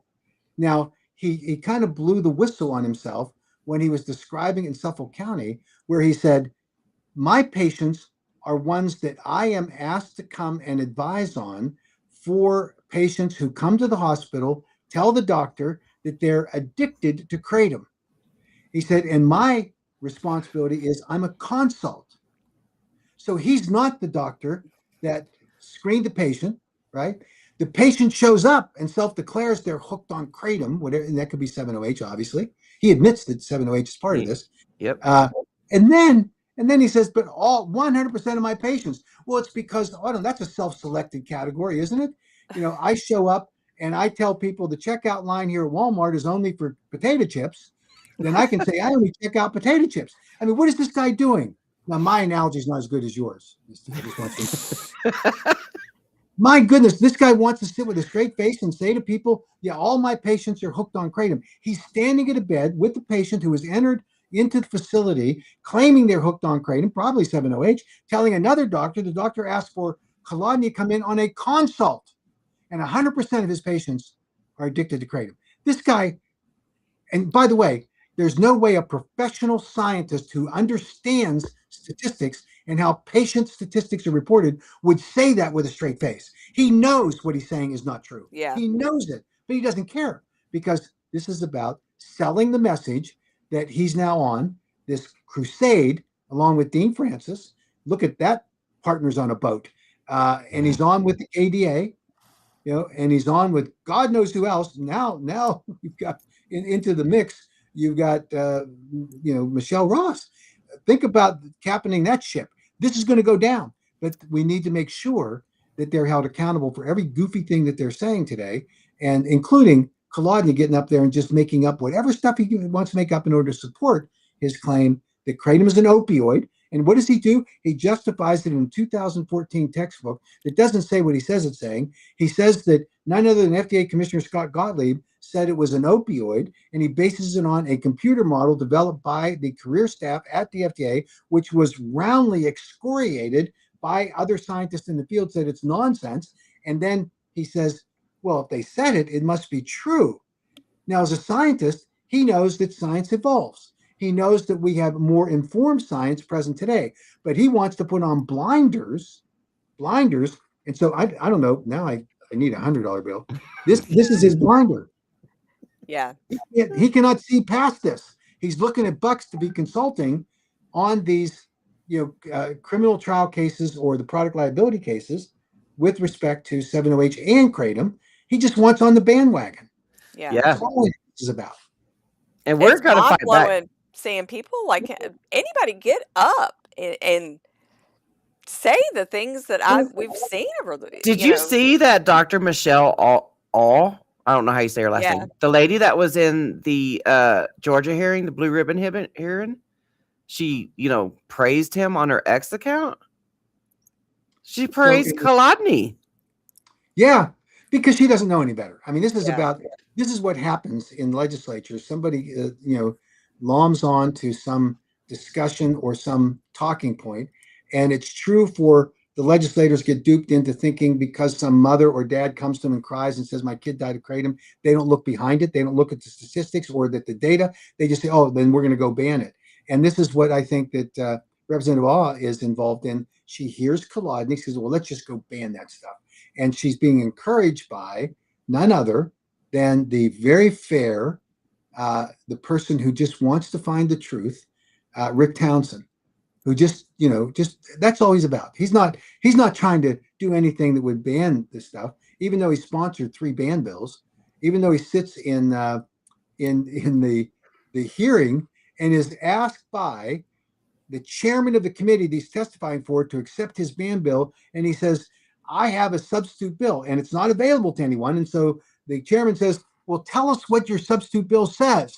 And so Rick Townsend starts describing everything his substitute bill does to the members of the committee for which he wants them to vote on his substitute bill. And he fails to mention that it has a requirement in it that the only kratom that can be sold in the state of Georgia is kratom that is grown in the United States. Well, I don't know. I could be up in the night too late, but that's called a ban. Yeah. And when he's asked by a member of the Senate Health Committee, how are you going to enforce this? He sits there like deer in headlights, dumbfounded by the question, because we have been fighting him, telling him that the bill needed to include an enforcement provision with the Department of Agriculture in the state of Georgia. That's what we were telling him, and he rejected it. And suddenly he gets caught, and the senator says, well, how are you going to enforce it? And he's sitting there, deer in headlights, and then who comes to his rescue? Who? I mean, I know that there are any number of people out there that would do it, to walk up to him and say, hey, this is what you should do, Rick. And he gets a random person out of the audience that no one could have expected. Matt Wetherington. Yep. The whole whisper. His head like this. The microphone can't hear it. And he says, local law enforcement. And, oh, okay. Local law enforcement. That's what his answer was, that Matt Wetherington fed him. And he was the one that argued in the prior hearing in the House side that you couldn't trust local law enforcement because they wouldn't know when they came in, is this an illegal product? They wouldn't know. And they wouldn't, by the way. There has to be a testing mechanism. There has to be labeling requirements. There has to be a formulation standard. And he goes, local law enforcement. These guys are a clown show. And now he's the chairman. How many times did he whisper in Rick Townsend's ear? Because the one that I saw, he whispered, I think he said knowingly and willing, or unknowingly and unwilling, something like that. So I'm not going to say that I don't remember that. Knowingly and willingly. So yeah, this is a legal question about what the standard is for prosecuting a company that puts a bad product. And it's a tricky thing to say, did you do it? We wanted a specific legal standard that our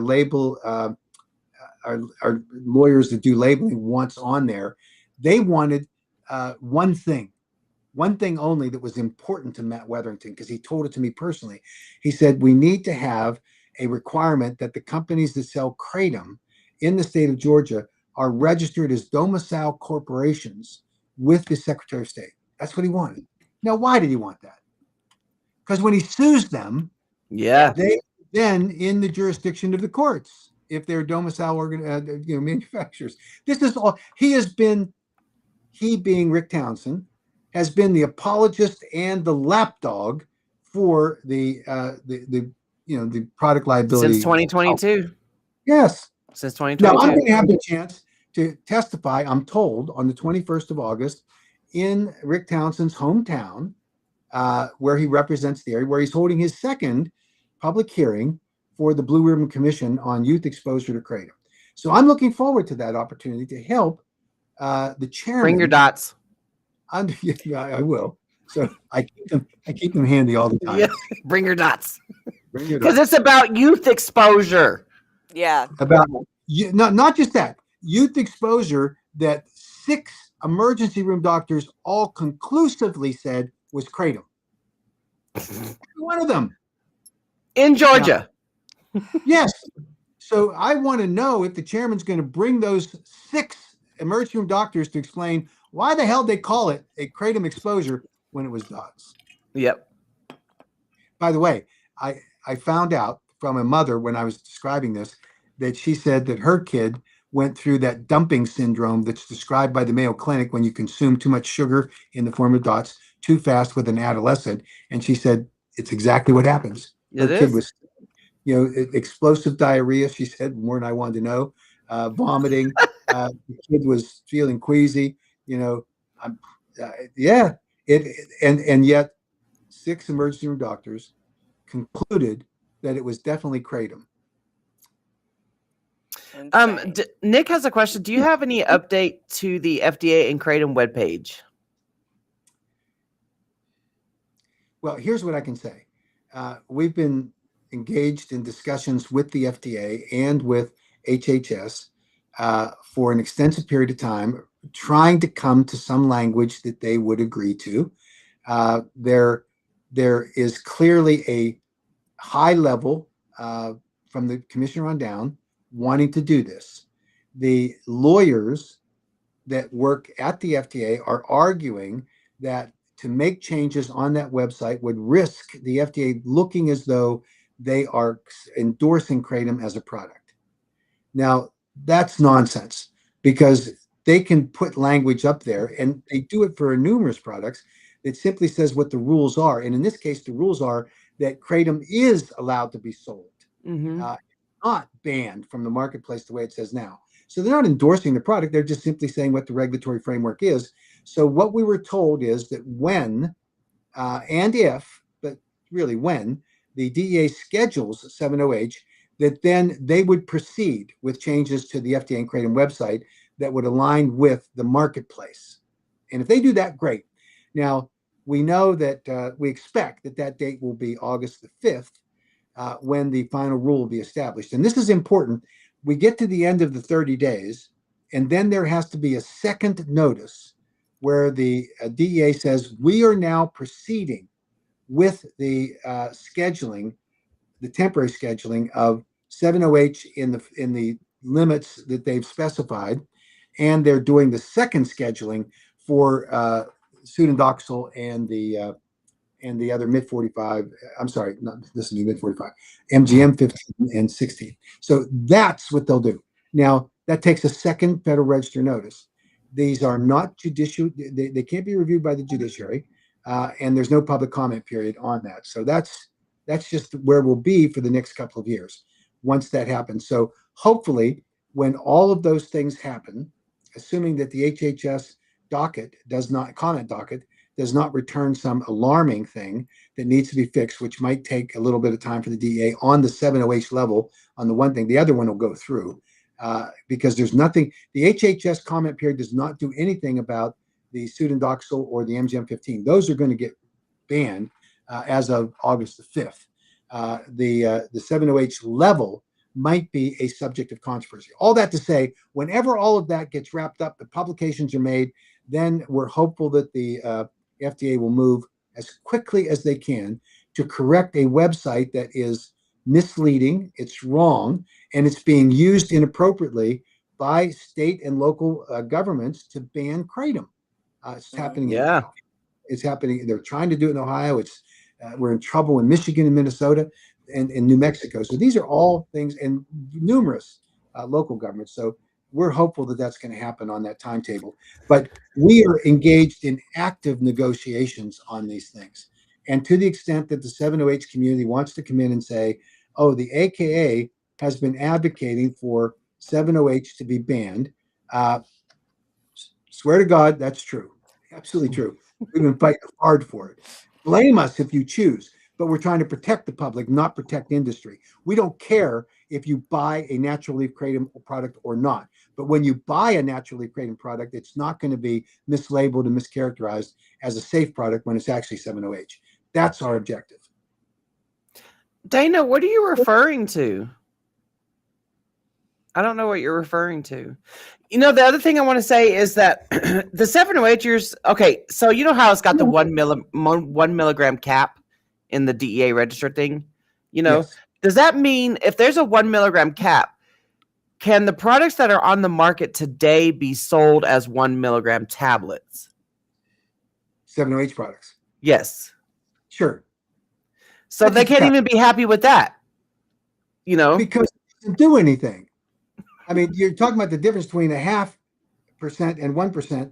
You know, that's sort of the gap. It's not going to do anything. They don't want to sell 1 milligram serving sizes. That doesn't do anything to anybody. I mean, I can see the people that take like 500 milligrams a day don't want to have to chew up 500 pills.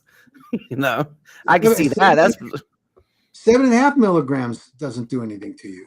Oh, I think I know what she's talking about. So yeah, I don't know what Dana's talking about. Sorry, Mac. 7.5 milligrams is Vince Sanders' initial product.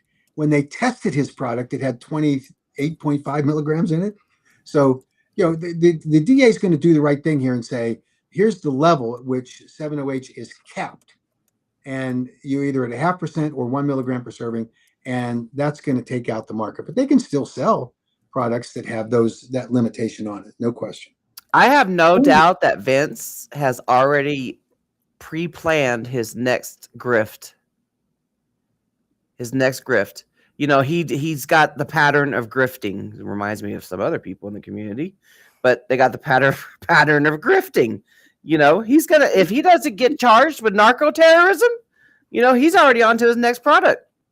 So I don't know about that, but I do know that in the interview that he did, where he disclosed there was no science, they were just using people as guinea pigs, he also said that he was amazed that the 7-OH racked up all of these sales. This was in 2022, I think. He started to see it. So it sold out of anything that he compared it to in the cannabis industry. Never seen a product enter the market and just rack up those kind of sales. That's what he was talking about, is sales. So this is just the crazy. And then he upped his ante by doing the billboards. You know? And it's like, that is typical drug dealer behavior. Of course it is. Of course it is. Taylor has, if Ohio makes it until January when DeWine is out of office, do you think the BOP will back off? Well, No, the Board of Pharmacy is going to continue its crusade, and the only restraint that we have on them now is litigation. So we filed our first lawsuit. The judge in that lawsuit signed off on the agreement we had that natural kratom leaf products were going to be allowed to be sold in the state of Ohio. They were not covered by the ban. It was only 7-OH. Question that arose was about beverages. And so there was a second lawsuit filed, and we let the Global Kratom Coalition take the lead on that. The judge has not yet issued his final opinion on it, other than I'm aware of a discussion that took place in the judge's chambers where he said to the Board of Pharmacy that any product that was allowed to be on the market prior to your rule is going to be allowed to be on the market in Ohio today, with it's a natural leaf product and a beverage, and not violating the 7-OH limit. So I think we're relatively safe. We're waiting to see what the GKC lawsuit develops and what the judge's opinion is and what the final order is. But we also heard from the in the testimony where the Department of Agriculture representative defended what the Board of Pharmacy was doing, saying that they were initiating their rules consistent with what the Board of Pharmacy was saying, where they say at the Department of Agriculture that you cannot sell a kratom product in any food store. So if you have a Circle K that sells prepared sandwiches, or a, for that matter, sells a hot dog, you can't sell kratom there. You can walk straight across the street to a health food store or a smoke shop and you buy it. That makes no sense. And then you have the corollary argument that the only kratom that you can sell in the state of Ohio has to be in a clear plastic bag. It cannot have any directions for use on it, and it can't be for human consumption. Mm. This is insanity. So we've filed another lawsuit. If we haven't, we will the first of the week, against the Department of Agriculture, because we need to stop the insanity. The legislature is incensed about the way the Board of Pharmacy has behaved.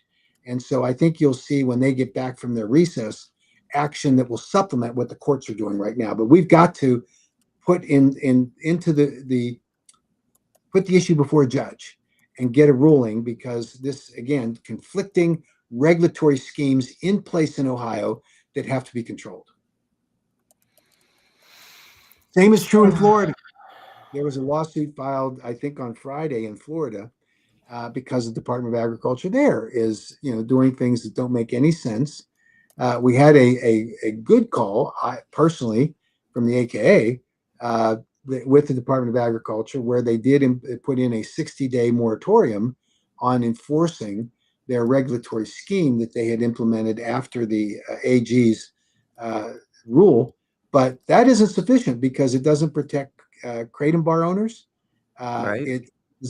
It has definitions in it and labeling that are, we think, directly conflict with federal law and with the AG's rule. But they don't agree with us on that. So I think you'll see litigation have to play out there as well.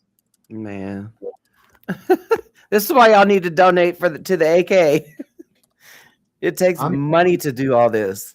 It does. These lawsuits are very expensive, and you've heard the old adage that the only people that win the trials are lawyers, and that's true. They drain a lot of money. Now, in this case, we've already gotten one good outcome, and we expect we're going to get another good outcome in Ohio, and we expect one in Florida. But the other thing that will happen in the Ohio race is that DeWine, who is reacting to, as I understand it, the visit by the Gibbs family, and they persuaded the governor that kratom had killed their kid. And I don't doubt the sincerity of the father and the mother who believe that. I think they're wrong, but that's a different thing. And yet, the discussion about the facts and evidence is not going to come up in an emotional appeal to the governor. So the governor implemented this policy and directed the Board of Pharmacy to schedule kratom. He will be gone. He's not running again, and he will be gone in next January. So we're gonna keep staying alive until we get rid of him as he steps down. That's all. I have no idea what Dane is talking about. There's this app that somebody, you know who he is. I think once I say it, you'll know what I'm talking about. But what she's saying is, I guess if you download the app, you put in your usage every day, and you can use it to, log in your dosage or your amount consumed, and then if you want to taper off, you can come up with like a little plan. Oh, And so I guess what she's saying is, uh, the person that developed the app is saying that he's going to use the data from it to bring to legislate or to bring to hearings. But I mean, it's not like an official app that, in other words, if that's what, in other words, you're just saying, trust me. I'm not saying he's a bad guy or a good guy. I'm just saying I have no idea if no, I that's, don't know either. But I yeah. And know who like, you're talking about. yeah. Yeah, And there, it's, yeah, there are standards that any a test that's applied to any evidence and data that's presented. In 2016, the FDA presented what they thought was acceptable levels of scientific rigor that would have justified the scheduling of natural kratom leaf products in 2016. And the DEA said no. And then the FDA submitted a full 8-factor analysis. And when they did that, it was Secretary Jawad, I'm sorry, the Assistant Secretary for Health, Jawad, who said, this is embarrassingly poor evidence and data. Now, obviously, there was evidence and data. It was embarrassingly poor. And so the question is, does the data that's presented to support the position that we're talking about here, does it meet the rigorous scientific standards for the development of conclusions that are acceptable to be viewed as scientific evidence? And I don't know the answer for this app. I mean, it could be mhm, that there's a sufficient number of people doing it. It could be that it's verifiable. It could be that there's good data produced from it. I don't know. And so I'm not going to say it's not, but I'm telling yeah, you that in order to be construed as good scientific evidence, you don't want to get into the situation where the FDA, who believed that the career staff out there thought we put together a great, absolutely great dossier, and then you have the Assistant Secretary for Health, who is the designated official under the Controlled Substance Act, saying that the Secretary may designate an official person to make submittals to the Drug Enforcement Administration. He's the guy that's delegated by the Secretary. He has to evaluate, he or she, that information. And so that's what we got. We got an evaluation done by the Assistant Secretary for Health that called the FDA's evidence and data embarrassingly poor evidence and data. So there you have it. I mean, it's a question of how we come out at the end of the sieve here and evaluating all this, and is it credible? I mean, it's yeah, the same thing as Rick Townsend uh, deceiving members of the committee who are about to vote on his bill by not disclosing the most important thing his substitute bill does, which is effectively ban kratom. And he Mhm. doesn't disclose that. And so, would you call that a well developed legislative proposal? No. Dr. Jawad would call that an embarrassingly poor legislative proposal because it doesn't meet the standards that you Just expect for the right thing. just like Rick Townsend wanting it being sold behind the pharmacy counter. That was a de facto ban. Well, let me tell you something that's even more significant of that. He said, he said that the pharmacist agreed with him and said that's what should be done. The Pharmacist Association lobbyist called our lobbyist and said, we never had such a discussion and never made that recommendation. Maybe he walked down the streets of Brunswick, walked in and says, I'm Rick Townsend. I hate kratom. Do you want to start selling kratom from behind the counter in a pharmacy? And maybe that pharmacist said, yeah, Rick, no problem. And that's what he gets. The pharmacists want to do this. They do not. And here's why. Under the federal law, pharmacists have liability insurance, Yeah, and they're not going to accept the liability of selling kratom if it's not properly regulated, and they don't want any parts of the sale of it because they are selling prescription medications that are approved by the FDA. And now all of a sudden you're going to tell them that they're going to sell this other product that exposes them to legal liability. This makes no sense. And yet he'll sit there and say, oh, I think the pharmacist should be behind the counter. Give me a break. It's already required to be behind the counter. And he's saying, well, you can't let some kid from behind the counter advise people on why or how they should use kratom. He's right. I don't want some kid telling me that. It's not the kid's job.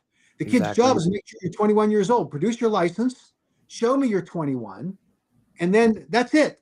And the point of sale enforcement is an important part of how we protect kids, which is what he supposedly is dealing with in his blue ribbon commission on, the teen exposure to kratom. Instead, he's gone off into banning kratom. I mean, did you Mhm. hear anything from Kolodny that talked anything about kids? Nope. No, this was all about No, banning. none of them. The whole first study wasn't even about youth exposure at all. Nope. This is just Townsend's got his way. He's head honcho sitting up there, and he's getting his little wave up. He probably threw a tantrum doing that. Yeah. And not once. Not once. He reminds me, and I've forgotten the name of the show, but Boss Hogg. Boss Hogg was in charge. He's Boss Hogg. Yeah. He just walks in and thinks he owns everything, and he don't. And every time Boss Hogg got embarrassed, which was on every show, I don't know what to make of that.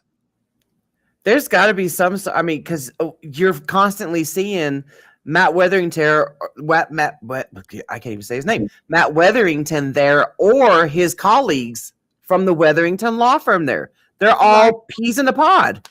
Yeah. So here's at least my view on this. I think that Townsend can invite anybody he wants to come and talk, but it is his obligation as Chairman Boss Hogg to make sure it's fair. He has to do that. Yeah. And did anybody think that when you have 12 witnesses and 9 of them are anti-kratom, that was fair? It's not that he couldn't get a more balanced panel. He didn't want to. And so Chairman Boss Hogg just said, I'm going to put on a show. And he's going to do another one on August 21st. But he at least promised me that I'll have a chance to testify. And he said he had a very prominent anti-kratom person. I hope it's Dean Francis. Mm-hmm. I cannot wait. Yeah, but he's got somebody who knows who it is. Are you guys going to be wanting advocates to show up again, or is just because it's so up in the air? Yeah, we just found out on Friday he wants to leave some time for consumer testimony. Now, yes, we want advocates to be there because he's going to trot out his family from Brunswick who told him that their kid is in a mental institution because he got whacked out on kratom. Now, I have no idea what the circumstances of that kid are. I have never in my life, in the 10 years that I've been working in this space, heard of someone that entered a mental institution that was perfectly normal, that had all of their faculties around them, and they walked in to start taking kratom and they ended up in a mental institution. Well, Tennessee, somebody lost their leg. So, I mean, because of kratom. It happens, Mac. There's a first for everything. Yeah, back in my day, they called that shit happens, but I can't say that word. So, it's Sunday, Mac. I'm just kidding.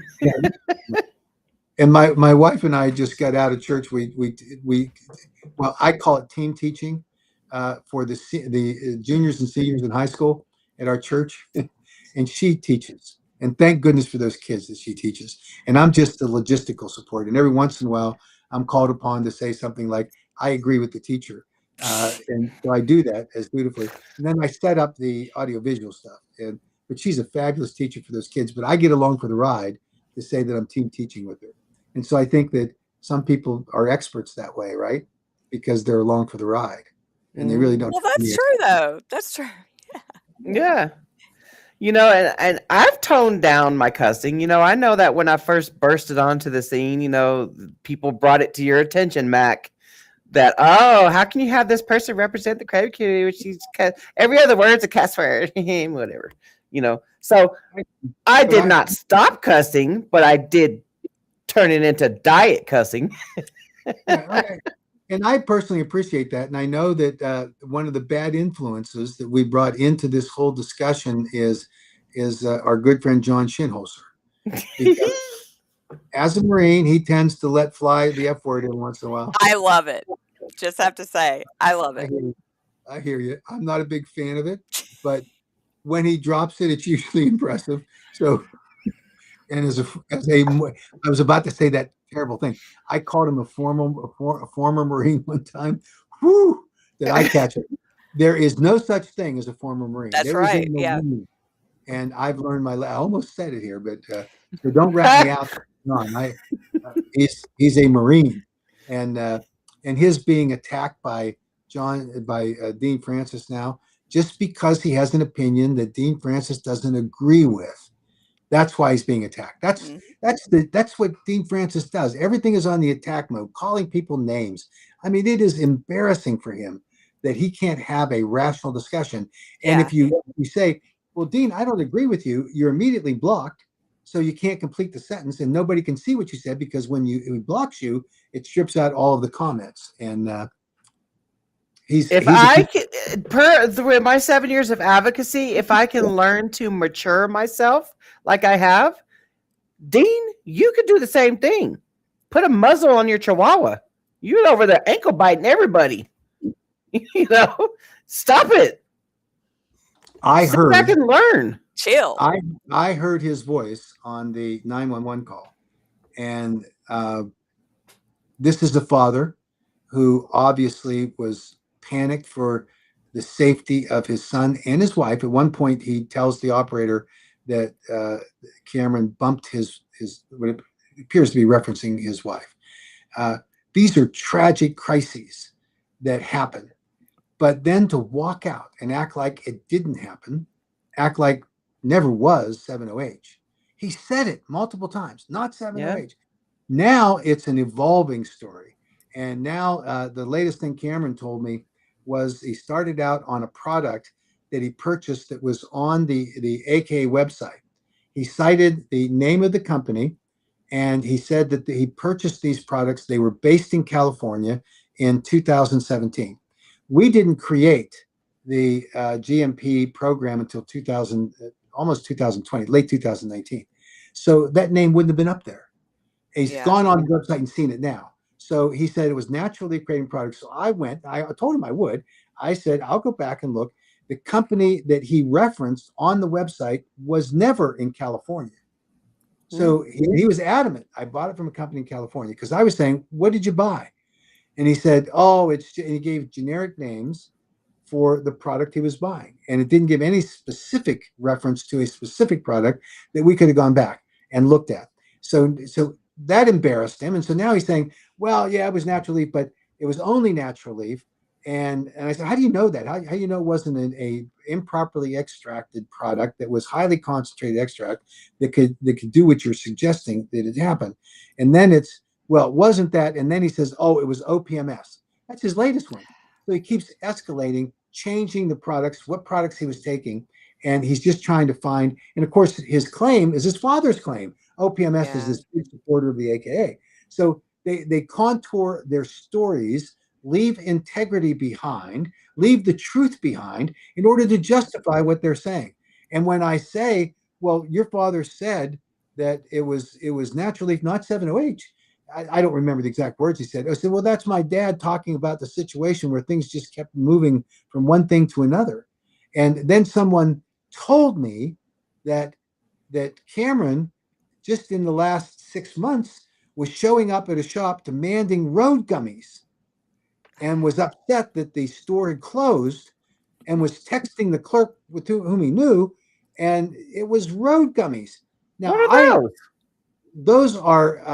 those are mushroom psychedelic living, Oh, Oh, okay. but it's only natural kratom leaf. Yeah. So what the hell was he doing, complaining to a clerk in a store that he wanted his road gummies? It's only natural leaf kratom, Governor. It's only natural leaf kratom. Representative Cole. This is what. Why do they think that it's justified to say things that are not true just because they're on this crusade? Yeah. I, And it's like I get it. Like I know every family goes through struggles, but when you start making bold claims and stories and getting in the public eye and wanting to be a part of public policy, you should at least come to the table with the truth yeah. yes. And then we get genuine called purpose. bullies because we break that Yeah. we shatter their lies, and then we Yeah. get called bullies for that. Like you literally came on public platforms to say this stuff, and you weren't expecting people that have been saved by kratom to attack you. You crazy. Yeah. Anybody who reads the language and the the narrative that Dean Francis puts up in this latest one about John Shinholzer, you cannot describe it in any other way. This is not civil. It's not reasonable. No. It's an attack piece. It is a junkyard dog going after someone because they disagree with him, and that's it. Yeah. And there's no credibility, in my opinion, for anyone to give the least bit of credence to what he's saying, because it changes every time you say, well, here's a piece of evidence that says what you're saying is not wrong. And so then Dean Francis the next day says, well, I never said that. This is it. Let's look over here at this shiny object, and then you'll know that what I'm saying is true. The story changes every time it's convenient for it to change. He's never accountable for what the truth is or what the evidence is, and he doesn't care, because this is about, we've got to save people from this awful substance called kratom, and he keeps escalating the battle. Now, one interesting thing is that when you delete people or block people, it makes your statements less interesting, I think. And I saw somebody sent me some screenshots of something you're saying, and there were 0 people reacting. Where when we were going back and forth, we had hundreds of people that were reacting. So maybe there's a silver cloud in all of this. Maybe people are starting to kind of see, man, this dude is a little bit unhinged. You Mm-hmm. know, I mean, because there are That's the those thing, people. though. Yeah, that's the thing is that that's the thing, and I don't want to go into detail about it, Yeah. but it's like you sit back and it's like, for what happened between us, with us, we don't reach out to people and be like, hey, don't trust this person, don't do this, don't do that, whatever. You got to sit back and you got to wait for people to see it on their own, and that's what's been happening within the kratom community and the other group of gals, and it's like, because we haven't publicly came out here and said any, why we left. These are the reasons why we left, or anything like that. There are multiple reasons why we left. Well, and I you don't need to disclose any of that other than what their behavior exhibits now.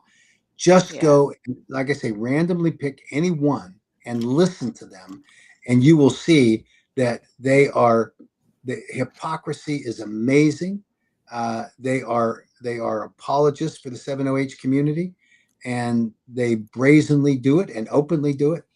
I'm sorry, and that was the disagreement we had. But I made the offer to Madeline Sklar and any one of the other 7OH gals to come on a public webinar with me. They could say whatever they wanted. We could have whatever discussion we wanted. We could have a moderator if they wanted, and let's just have an open civil discussion. And they declined, because they're I not don't going get that. they're not going on a webinar with Mac Haddow, not a lobbyist. And Sometimes by the way, discussions are how things kind of get settled. Sometimes it's better to talk. I mean, honestly, I've noticed that. Like, sometimes it's better just to be open, honest, sit down and talk. If you don't agree at the end of the day, at least you tried. You agree to disagree. Yeah. That's it. I truly wish I had followed my mother's advice, who told me that she just gave me the recommendation, rather than tell people you're a lobbyist, you should tell them that you're a piano player in a whorehouse. She thought that would be more respectable. So maybe I should say that to you. Just start telling people that. Oh my God. And you just came back from church, Mac. I'm just telling you what my mother said. You're on a roll. God rest her soul. That's just the way life is, right? So, Yeah. so the bottom line is that you have a community out here in the kratom consumer public who got duped, misled, and frankly completely deceived by a group of manufacturers who brought a product onto the market that is an opioid, and they are responsible for that. And part of that responsibility is that they cannot continue to be on the market if they're selling a product that doesn't conform with the Food, Drug, and Cosmetic Act. And here's what an FDA guy told me. He said, if nothing else, look at their marketing, because all of their marketing is for therapeutic benefits of their 7OH products. They're talking about pain relief, all of them. And he pointed out that, and this is something that I know people sometimes don't fully understand, your marketing materials are all under the authority of the Food, Drug, and Cosmetic Act. So if, even though it may not be on the label of your product, if you market the product at the point of sale or on your website, and it says this is going to help you with pain, this is going to help you control your anxiety, this is going to help you get off of opioids, those are all therapeutic claims for a product that makes it illegal. And then then he said that, and this is the part most people don't understand, every comment over on a platform over which you have control as a manufacturer and a marketer of a product, where a public person comes on and says, hey, he really it helps my pain, you're responsible as the manufacturer for that health claim, because that would influence other people to buy that product. So you have to take that product off your website. And the FDA guys have tracked this. They've seen all of it. They see it. And so I think that what about those people that are, yeah, sorry, I don't mean to cut you off. What about those people that are vendor sponsored by Kratom manufacturers, and they get up there and talk about how Kratom helps with their pain? Are they still violating commercial speech laws? Any person in the supply chain, manufacturer, distributor, or retailer that makes a therapeutic claim makes that product illegal, right? Now, the remedy is that the FDA issues a warning letter, then the FDA issues a stop sale order, and they take it off the market. And that's what happens, right? But it's an illegal product. You can't remain on the market if you make those illegal therapeutic claims. And the FDA guy was just saying, here's the evidence. And they don't make any changes. They've sent out a bunch of warning letters that nobody's changing. They don't care. And they're obligated under the Federal Food, Drug, and Cosmetic Act to do exactly what I just described. And that's a problem that they have to address. And by the way, every Kratom manufacturer, same boat. We, early on when we got involved in this, and prior to our sending reports to the FDA about these illegal therapeutic claims, we had many sessions where we warned these manufacturers. And what we heard back consistently was, nobody enforces that. And don't worry about it. And, why are you so upset about this? Well, it's because it's the law. So this is the other part of the law. I can, as a Kratom consumer, tell anyone I choose that Kratom has helped me with, in my case, with hip pain and back pain and knee pain. I can tell them that. And that doesn't violate the law because I'm not engaged in the selling of any Kratom product. So consumers are allowed to say, they just can't say it on a manufacturer's website in a comment. The manufacturer has to control that. So that's the differentiation between commercial free speech, which is very limited, and public free speech, which is very broad. So consumers can talk all day long about the benefits they have with Kratom. That's why the American Kratom Association can say that there are therapeutic benefits to consumption of Kratom products. We can't say it on behalf of any manufacturer, any specific product. That's the key differentiation there. See, I never, I've been offered plenty of times to be, to be vendor sponsored, to promote products, but I just did not, I never felt right doing that. I wanted to be able to freely say what I want to say. I will 100% confidently say that Kratom allowed me to cure my active addiction, so I don't know. And it helps with my, it's my antidepressant. It's my anti-anxiety. It's my, I don't like equating it to a painkiller, but it helps with my chronic pain, And I just never wanted to have to make money off of promoting somebody's product, knowing that ties me to receiving funds for it, Yeah. So I don't know. Everybody's experience, well, not there are consistent experiences, but some people have different reactions to natural Kratom. My wife takes it. She used to take it when she worked down on the hill because it helped her increase her focus and gave her energy when she worked at the Congressional Record Office. But she still takes it, and she's not in the same situation I am with pain as much as it just makes her feel better and it elevates her mood a little bit. And she takes it before we go and teach. She goes and teaches these high school kids, right? We're in our Sunday school class. It just makes her feel better. And helps with her presenting of the lesson, but it makes her stomach upset too. So if she takes a little bit too much, then that's the reaction she has. So she Yeah. watches it, and and all of us know about the ceiling effect. Yeah. You can't take enough that will harm you before you start to throw up, and Oof. that's the interesting part of it. Obviously, if you have an addiction personality, you're going to abuse it, and you're going to do whatever you do, and that's what Norvoko talks about, is that there are people in that class, narrow and limited, that have an addiction personality that will abuse anything. So Yeah. that's possible with kratom, natural kratom. But we go around and around on all of these experiences, and the because 7-OH is the one that's in the barrel right now with the DEA. The reaction from the 7-OH manufacturing community, who wants to protect their ability to make millions of dollars a week on selling 7-OH products to consumers that they deceived and duped and misled, and deceived in the highest way with their marketing techniques. Now they want to act like, oh, now that we've hooked them, we should let them continue to take it, Mm-hmm. not be accountable in any way.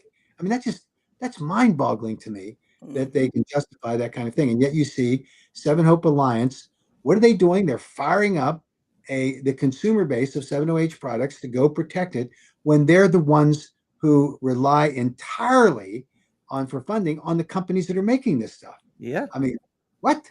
But that's what they do. And not and lying on top of that, talking about the kratom and 7-OH ban. Yeah. Yeah.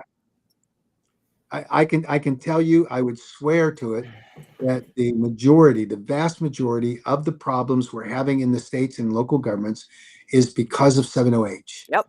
And the 7-OH consumer today can make whatever argument they choose, but I'm telling you that from a public policy perspective, it has created havoc, confusion, and utter chaos in the state and local government communities. And we're going to have a couple of years ahead of us in sorting that Yeah. out. Even when the 7-OH is banned, we're going to have to be out there saying, for those that banned it, you made a mistake, and for those who are thinking about it, you don't want to do that.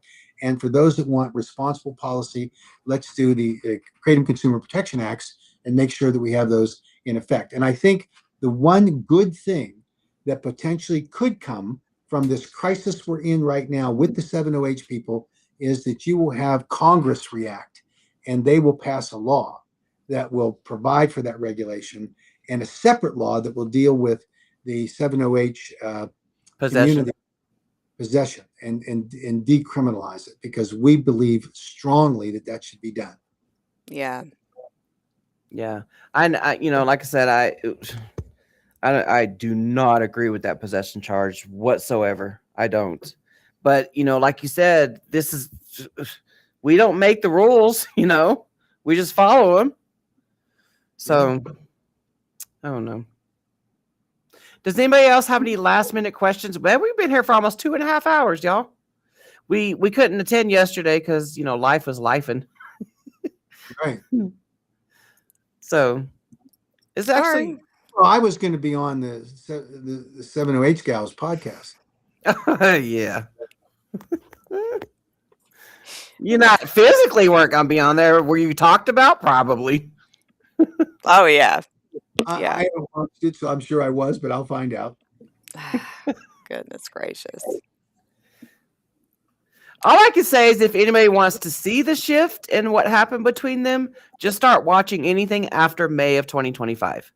If you want to go down that rabbit hole, go right ahead.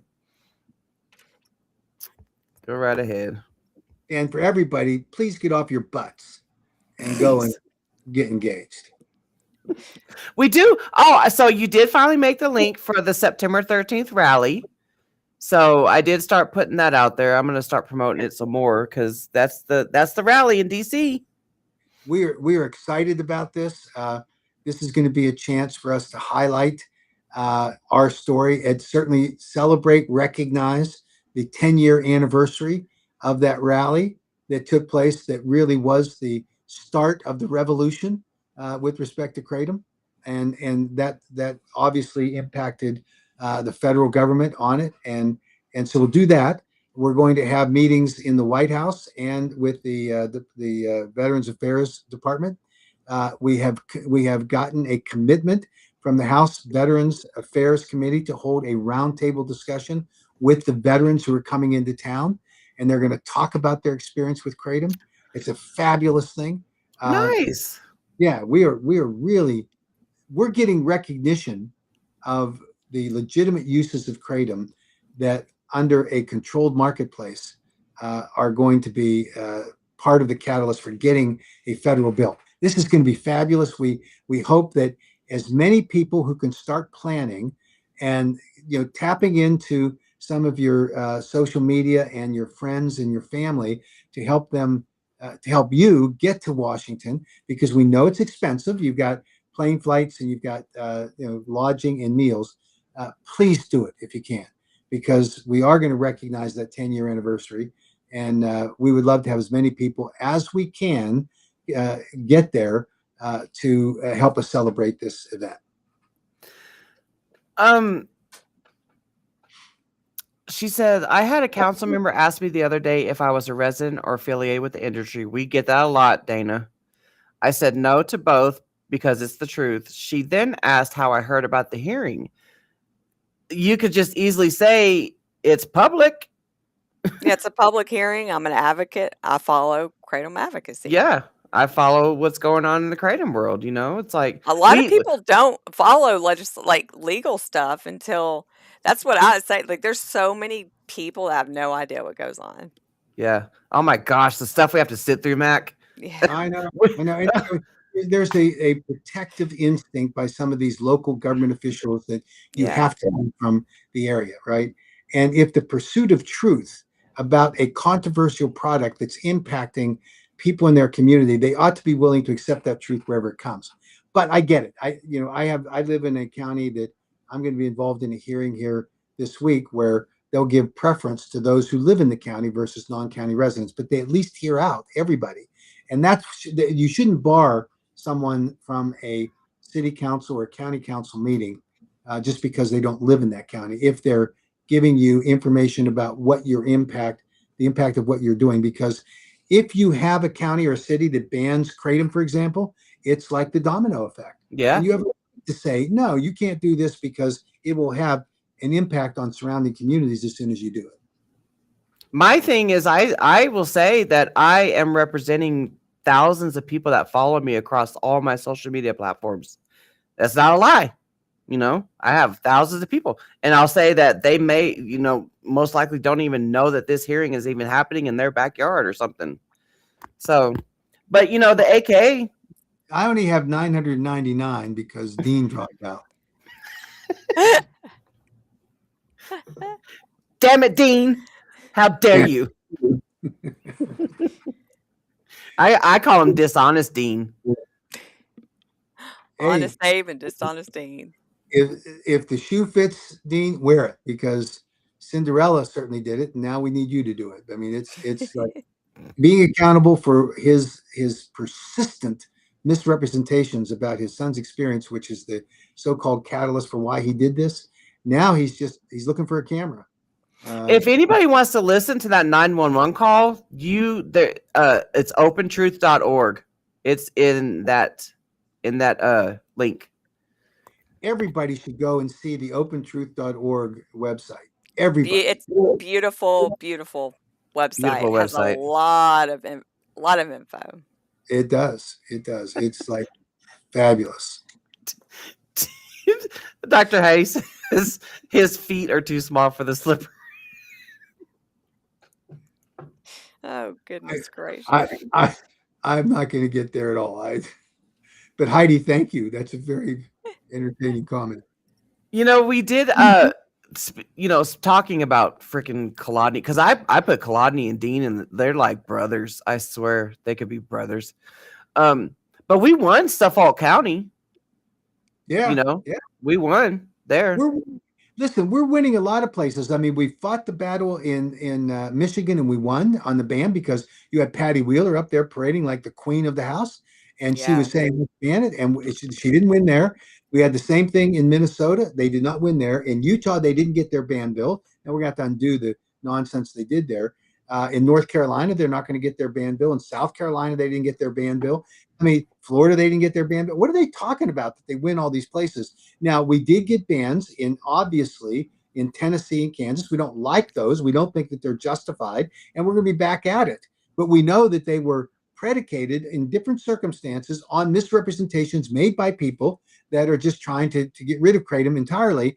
And I think we're going to be back with a better experience. When we talked to the governor's office in Kentucky, they got it. It was a bad bill that got slipped in at the last day, and all the Dean Francis just touted, we did that. No, you got in a last minute insertion of a provision that called for banning kratom that now got stayed because the governor said, I'm going to wait till next year and let's have a full hearing on it. We didn't have an opportunity to know it was even happening. It was slipped in the last day, and the sponsor admitted to the governor, hey, I just did it because someone asked me and I thought it sounded like a good idea. And they were funded by the government, so we thought that was a legitimate thing. And now there's going to be a full evaluation of the science. And if there's one silver lining in what's happening with the 7-OH thing, is we're going to be able to explain with more clarity the difference between 7-OH and natural leaf kratom, and the difference in the adverse events and deaths that are reported caused by this, the 7-OH products, rather than natural kratom leaf. So that's the silver lining that I think we'll be able to explain to legislators across the country. Dana says, what can I do in Kentucky now? Should I be contacting anyone? No, we're going to wait till the legislature starts up. We've got a commitment that we'll have regular order, meaning there'll be hearings, there'll be a bill filed, and we'll be able to work through this. Yeah. Yeah, we need to overturn Connecticut, Louisiana, Tennessee, Kansas. Those need to be overturned. Right. Along with the original, well, I'm going to say original 5 now, Wisconsin, Indiana, Alabama, Arkansas, We're going to be doing some fun things here in the next couple months on 2 of those states. So stand by. Oh, I'm ready. I'm ready. And just talking about how the DC rally on September 13th is the 10-year rally, and I'm just sitting here thinking that's 10 years of progress that 7-OH just knocked off a few years from that. Yeah. Yep. And some of those original people at the 10-year rally consumed 7-OH probably. Not even realizing that 7-OH is what knocked down your damn progress.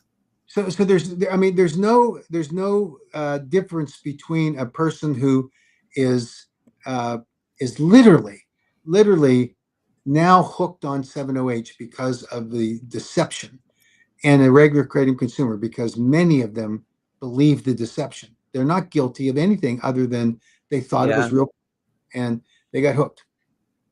Can you elaborate on the metragenine pseudoindoxyl nonsense? After this, I got to jump. So in the federal rule, there is a standard that says in the 7-OH rule that any pseudoindoxyl is illegal. So the argument that's being made by Michelle Ross is that all kratom is knocked out. There are numerous arguments that defeat that proposition. Most importantly, the 7-OH, the standard for pseudoindoxyl, is in the actual language of the rule, which says that this does not apply to natural kratom leaf products. And the fact that there may be, with a highly sensitive, very expensive testing machine that will show the presence of pseudoindoxyl, then that's not going to knock it out. And for those circumstances where you can identify the presence of pseudoindoxyl, they're going to look at what the level of pseudoindoxyl is in the natural kratom leaf product, and it's not going to be violative of any standard. The DEA can clean this up, obviously, but there is no threat based on the purpose for which the rule was published, which is clearly articulated in the rule, that natural kratom leaf is not part of this rule. And if natural leaf kratom has a trace amount of 7-hydroxymetrogenine, which it does, and has even a lower amount of pseudoindoxyl, then it doesn't count. And by the way, it doesn't count if they go out into a product and they find something that's been on the shelf for a year and a half, and they test it and it says, oh, somehow the oxidization over time has created increased level of pseudodoxil, they'll look at that. If that's what's happening, then they'll make some accommodation on shelf life and when products get removed from the shelf. It has nothing to do with the natural kratom leaf being there. So there's some work to be done here, but the baseline argument is false. That they're saying, oh, this is going to ban all natural kratom leaf products. Look at the language of the rule. It does not. And the technicalities that are associated with the identification of the 54 alkaloids that are in the natural kratom plant, which includes it goes you down the list, speciosyltine and others. They're not going after them. Those are part of the natural levels that are found in the kratom plant, including pseudodoxil, which you would have to have this highly sophisticated machine to track. So, we don't see it as a problem. We're going to continue to obviously to work on this. Chad makes sense. I've heard that before. And Mac is sitting up there holding up money. So he says, doesn't most money have traces of cocaine on it? But I don't have a Schedule 1 drug in my wallet. I'm going to blow it off. Yeah. I think it's a great point he's making. Absolutely. And stripper juice. Okay. Well, we can wrap this up. Thank you. Everything I've said today is just my opinion. That's all it is. And you can take it for what it's worth. And the bad analogies I made, I apologize for. And the jokes I told that were inappropriate, I apologize for, just so the record is clear. I want to keep your reputations clean. Well, you want to keep what? Your reputations clean. I didn't want you to whatever. Yeah, but we won't ever apologize for doing what's right. No. There you go. We hold on to honesty and integrity, just like the AKA does. You don't like it, don't follow, don't watch, whatever. Get gone. Yeah, I don't care. Thank you to both of you. This has been great fun. Thanks, Mac. Have a good rest of your Sunday. Thanks, everybody, for coming. Y'all have Bye, a great everybody. rest of y'all's weekend. See you later.